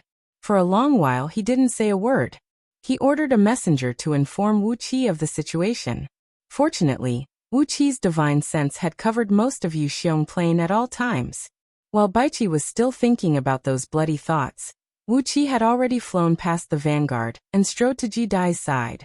Grabbing Ji Dai's body, Wuqi snapped at the few generals around him. Are you all dead? Why don't you hurry up and save His Highness? As he reprimanded the generals, Wuqi slapped Ji Dai's back with his palm. A stream of Pangu's sacred energy blasted into Ji Dai's body, shattering the few clots in his throat. He opened his mouth and vomited violently. The blood he spat out was purple-black and stinking, and when it fell to the ground, it sizzled and corroded a hole the size of a human head. Clearly, Ji Dai was not only injured internally, but also poisoned. Taking out a life-saving pill concocted by the East Sea, Wuqi stuffed it into Ji Dai's mouth, then quickly swept his finger across Ji Dai's back. An inch-deep mark was left on each of the 3 vital acupoints on Ji Dai's back. Judging from the pattern, it should be the lotus head of the Buddhist Vajra scepter. The aura in Ji Dai's body was a mess, and there was a sticky yin force lurking in his internal organs, almost killing all the vitality in them. He gently pressed his finger against the back of Ji Dai's head, causing him to howl in pain. Then Wuqi flicked his finger, and 3 tiny ghost heads emerged from the black smoke. They sucked at the back of Ji Dai's head, and then a chanting of Buddhist scriptures rang out. Wisps of Buddhist light poured out of the back of Ji Dai's head along with a warm mist that flowed like water. Tiny lotus flowers the size of soybeans could be seen spinning in the mist, each with the shadow of a golden bodhisattva sitting cross-legged on top of it. The ghost heads at Wuqi's fingertips devoured all the Buddhist light, and only then did Ji Dai's face regain some color. He staggered to his feet, grabbed Wuqi's arm and snapped. Go to Liangzhu now. It's urgent. Someone is trying to harm my father. Shaking the bowl-sized ball of Buddhist light on his fingertip, Wuqi frowned and said, There's no hurry. Are there Buddhists in Liangzhu? A hint of resentment flashed across Ji Dai's face. He looked back at the army behind him and sneered. I don't know if they are from the Buddhist League, but some of them used a Buddhist artifact, the Vajra exorcism pestle. I was hit in the head with a divine startling bell. Countless bald donkeys have been chanting curses in my head along the way, nearly driving my soul into samsara. Hee. As Ji Dai sneered, the defeated soldiers he led had arrived and gathered under his banner. They had exhausted all their strength, and as soon as they got close, they fell to the ground on their buttocks and could not move. But as they all practiced the cultivation technique of the human race, even the wounded soldiers could only lie on the ground for a while to heal themselves with Panga's sacred energy. Before long, they rose to their feet in high spirits. The human warriors had a great strategic advantage on Pangu continent, especially in Yuxiong Plain. Unless their heads were cut off, no serious injury could really hurt them. Even if they had broken arms, legs, or internal organs, they could quickly recover as long as they lay still for a period of time. The same was true for the army chasing after Ji Dai. It took them less than a quarter of an hour to reorganize their forces. When all the soldiers had recovered, 3 captains in purple armors rode slowly forward on a dragon, a roc, and a golden-eyed horned tiger. The captain in the middle, riding on a yellow dragon, raised his spear and pointed it coldly at Wuqi. King of East Sea, please hand over King Qingqiu. I'm Swearendi, the military minister of the Right Flying Bear Army, and I've been ordered by Crown Prince to capture King Qingqiu. Wuqi helped Ji Dai up, his fingers clasped on his back as he kept injecting Pangu's sacred energy into his body. Crown Prince? I've never heard of Diyu having a crown prince. Who is this Crown Prince General Swearen? What right does he have to order the capture of King Diyu? Swearendi frowned and said nothing. His Majesty passed away 7 days ago. The soul medallion he left in the secret palace disintegrated, but no one saw his body, said Ji Dai with a sneer. Only an eunuch took out the secret edict His Majesty left behind when he was alive, passing the throne to my father. He took a deep breath and spat out a mouthful of blood that still smelled strong, then said coldly, His Majesty's oldest prince is King Xian Shan Jiyu. He refused to acknowledge His Majesty's secret edict, and instead proclaimed himself Crown Prince Diyu with the support of a group of bootlickers, preparing to ascend the throne by force. But my father and the other kings did not agree to it, so he privately mobilized his troops to capture me alive and force my father to do so. Wuqi knitted his brows into a tight frown. What the hell was going on? Is that King Xian Shan a fool? Proclaiming himself crown prince, and trying to ascend the throne by force? Aren't you intentionally ruining Great Yu by forcing yourself to ascend the throne without settling all these kings of the imperial clan? Especially when you forcibly mobilized your troops to attack the kings. It would be fine if you could capture or kill King Qingqiu alive, but why did you send Ji Dai here? Are you playing house? Ridiculous. Wuqi commented on King Xian Shan's actions.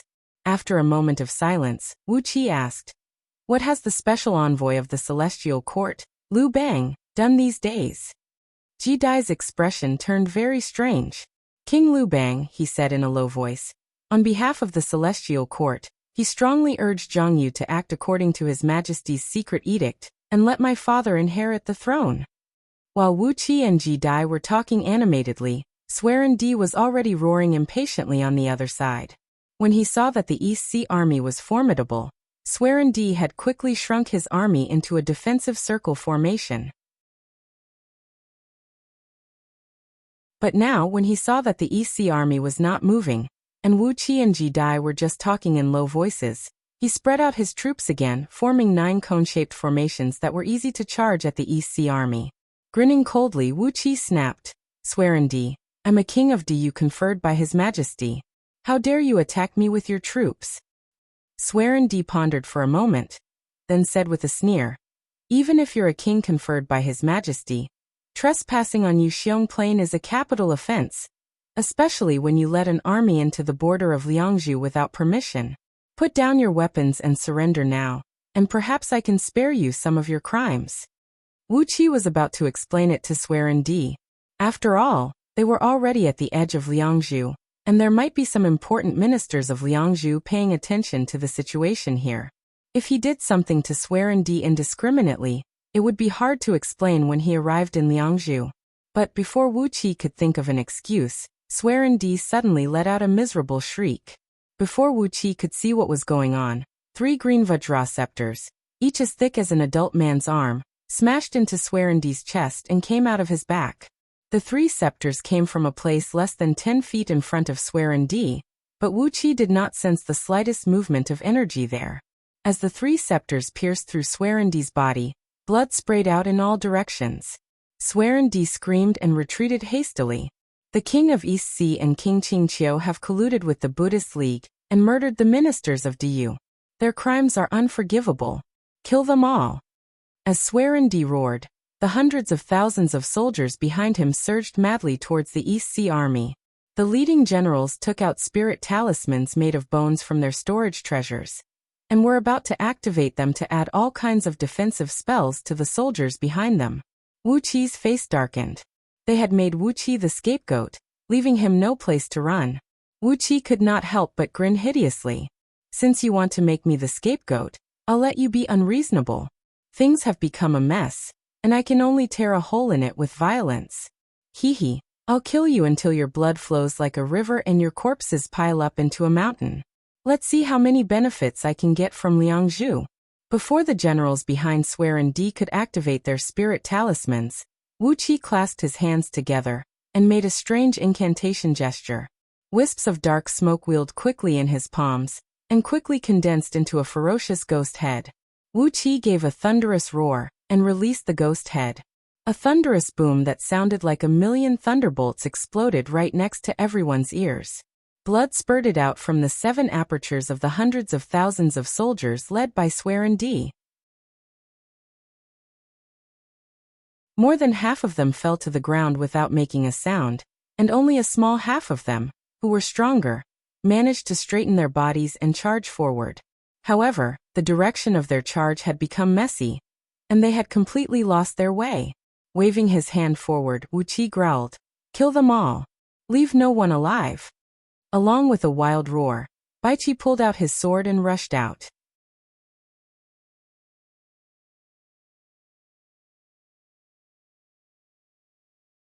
Chapter 872. With their eyes bloodshot, Baiqi and the other generals were still a little slower, while Ao Buzin and Catfish Flooddragon were faster. They had been cooped up in the flying ship for a long time without a chance to strike, and now that Wuqi had given the order to kill all the enemies, they immediately rushed out with bright eyes. As soon as they rushed out, Gold Horn, Silver Horn, Gold Feather, and Silver Feather all jumped out.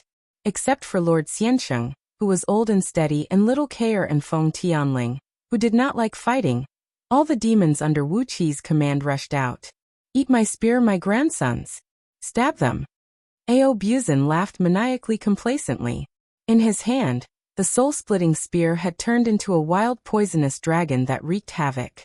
Countless shadows of the spear swept across the void, and those who were targeted by it would have their bodies riddled with at least 100 holes. Ao Buzin deliberately suppressed the power of the soul-splitting spear and used it as an ordinary spear. Otherwise, with the overall strength of these ordinary soldiers, they would have been turned into ashes by the spear. Catfish Flooddragon, however, was too lazy to shout. She threw away the hammer, then used her tiny arms to grab those soldiers, throwing them into her mouth as if they were snacks. She did not even bother to chew, and just swallowed all the soldiers into her stomach.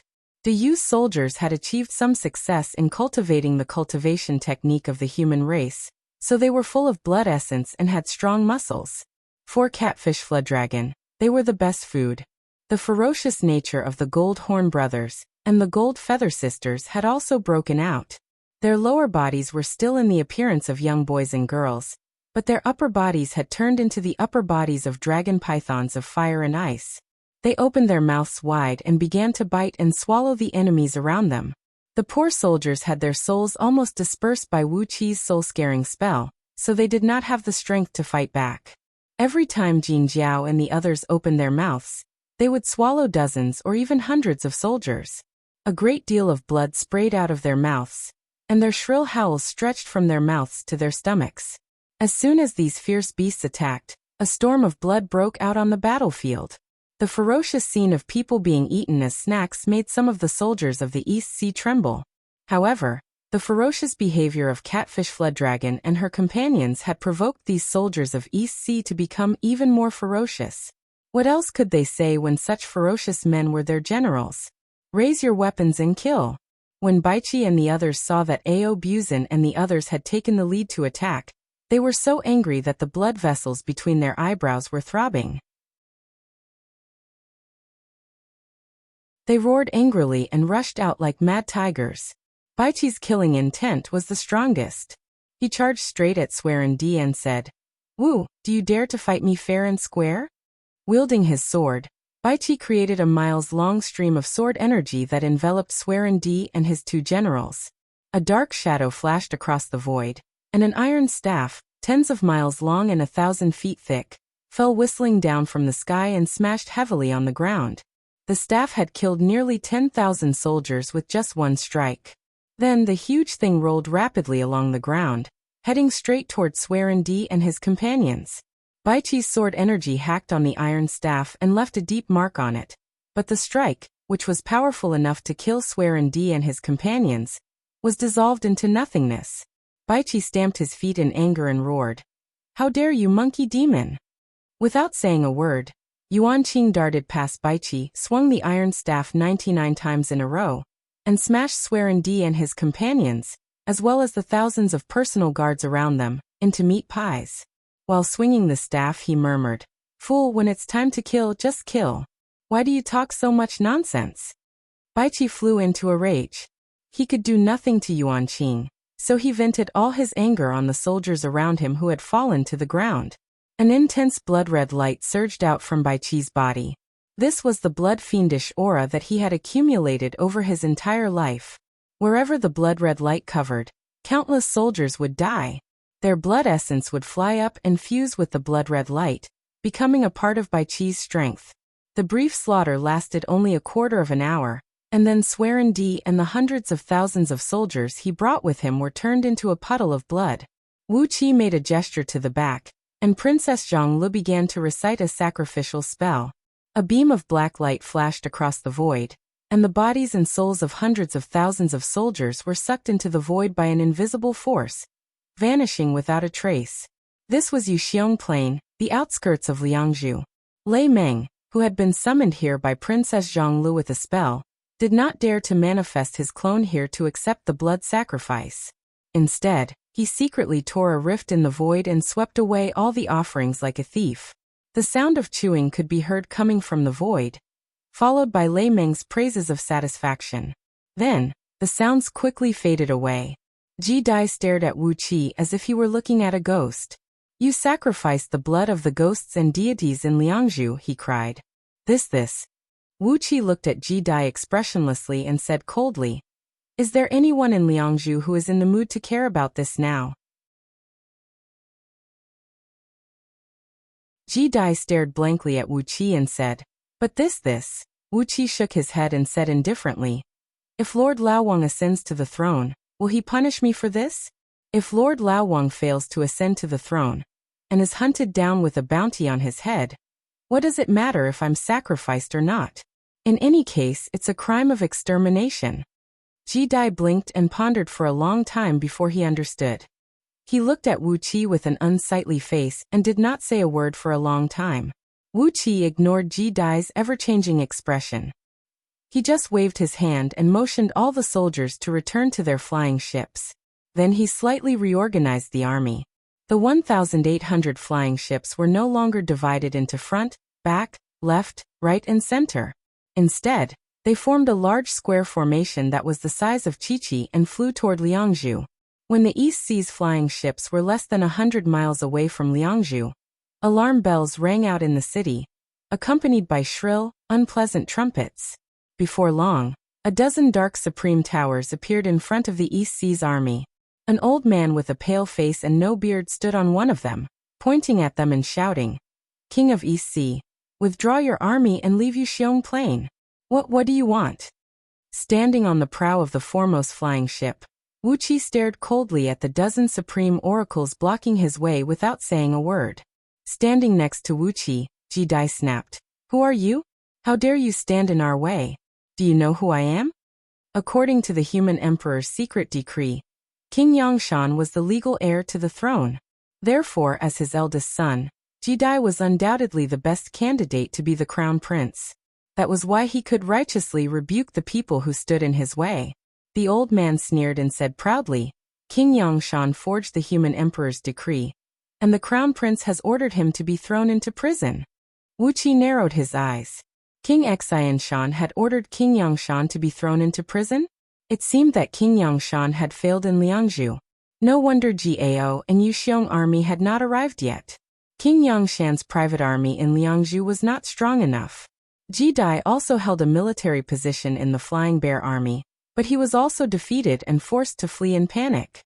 Without the support of the army, even if King Yangshan had a profound cultivation base, he would have no choice but to surrender in Liangzhu.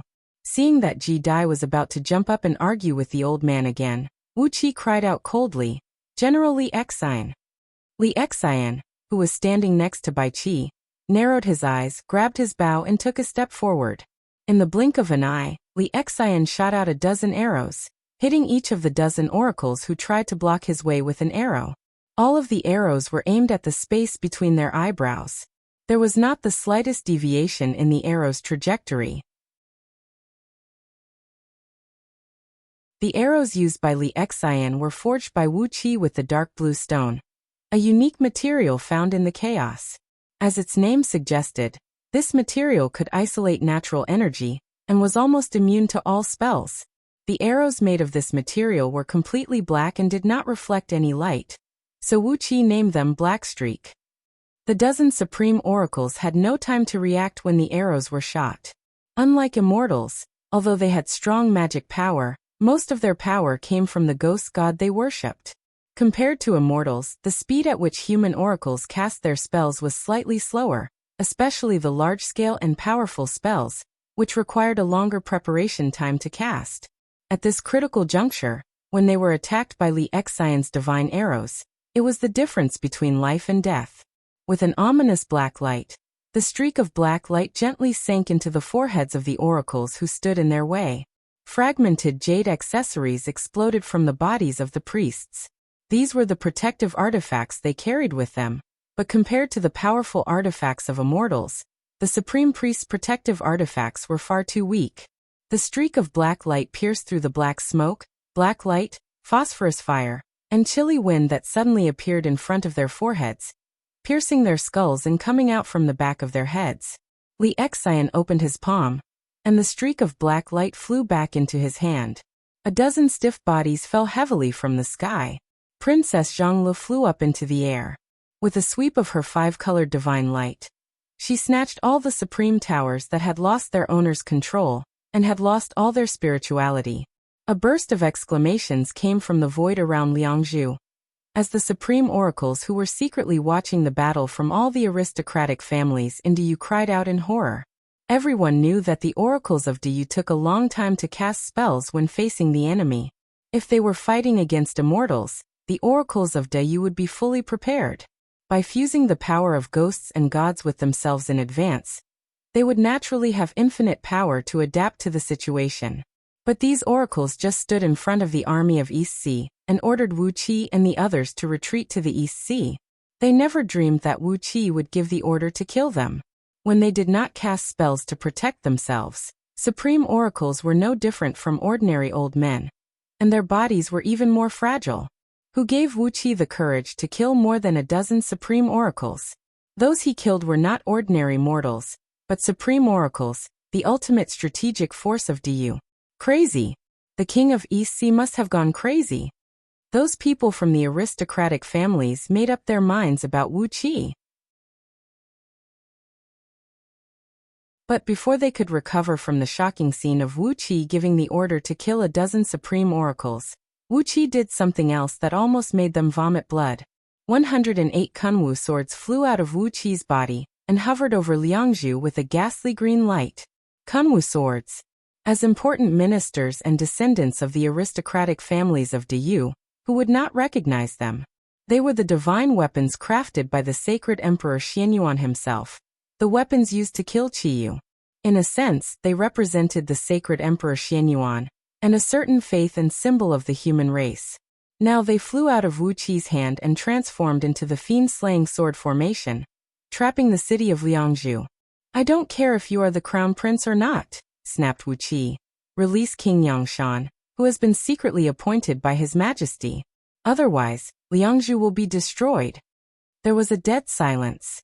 No one answered Wuqi. Everyone was so shocked that their minds went blank, including Ji Dai, who was standing next to Wuqi. Are you crazy to threaten to destroy Liangzhu? You're tuning in to the Li Mei's Wuxia Whispers YouTube channel. We're so grateful for your support, and don't forget to subscribe to join us on this incredible journey through captivating stories. Your generosity through donations truly makes a world of difference, as it's the primary source of revenue that allows me to expand and enhance this channel for you. Thank you from the bottom of my heart for being a part of this adventure.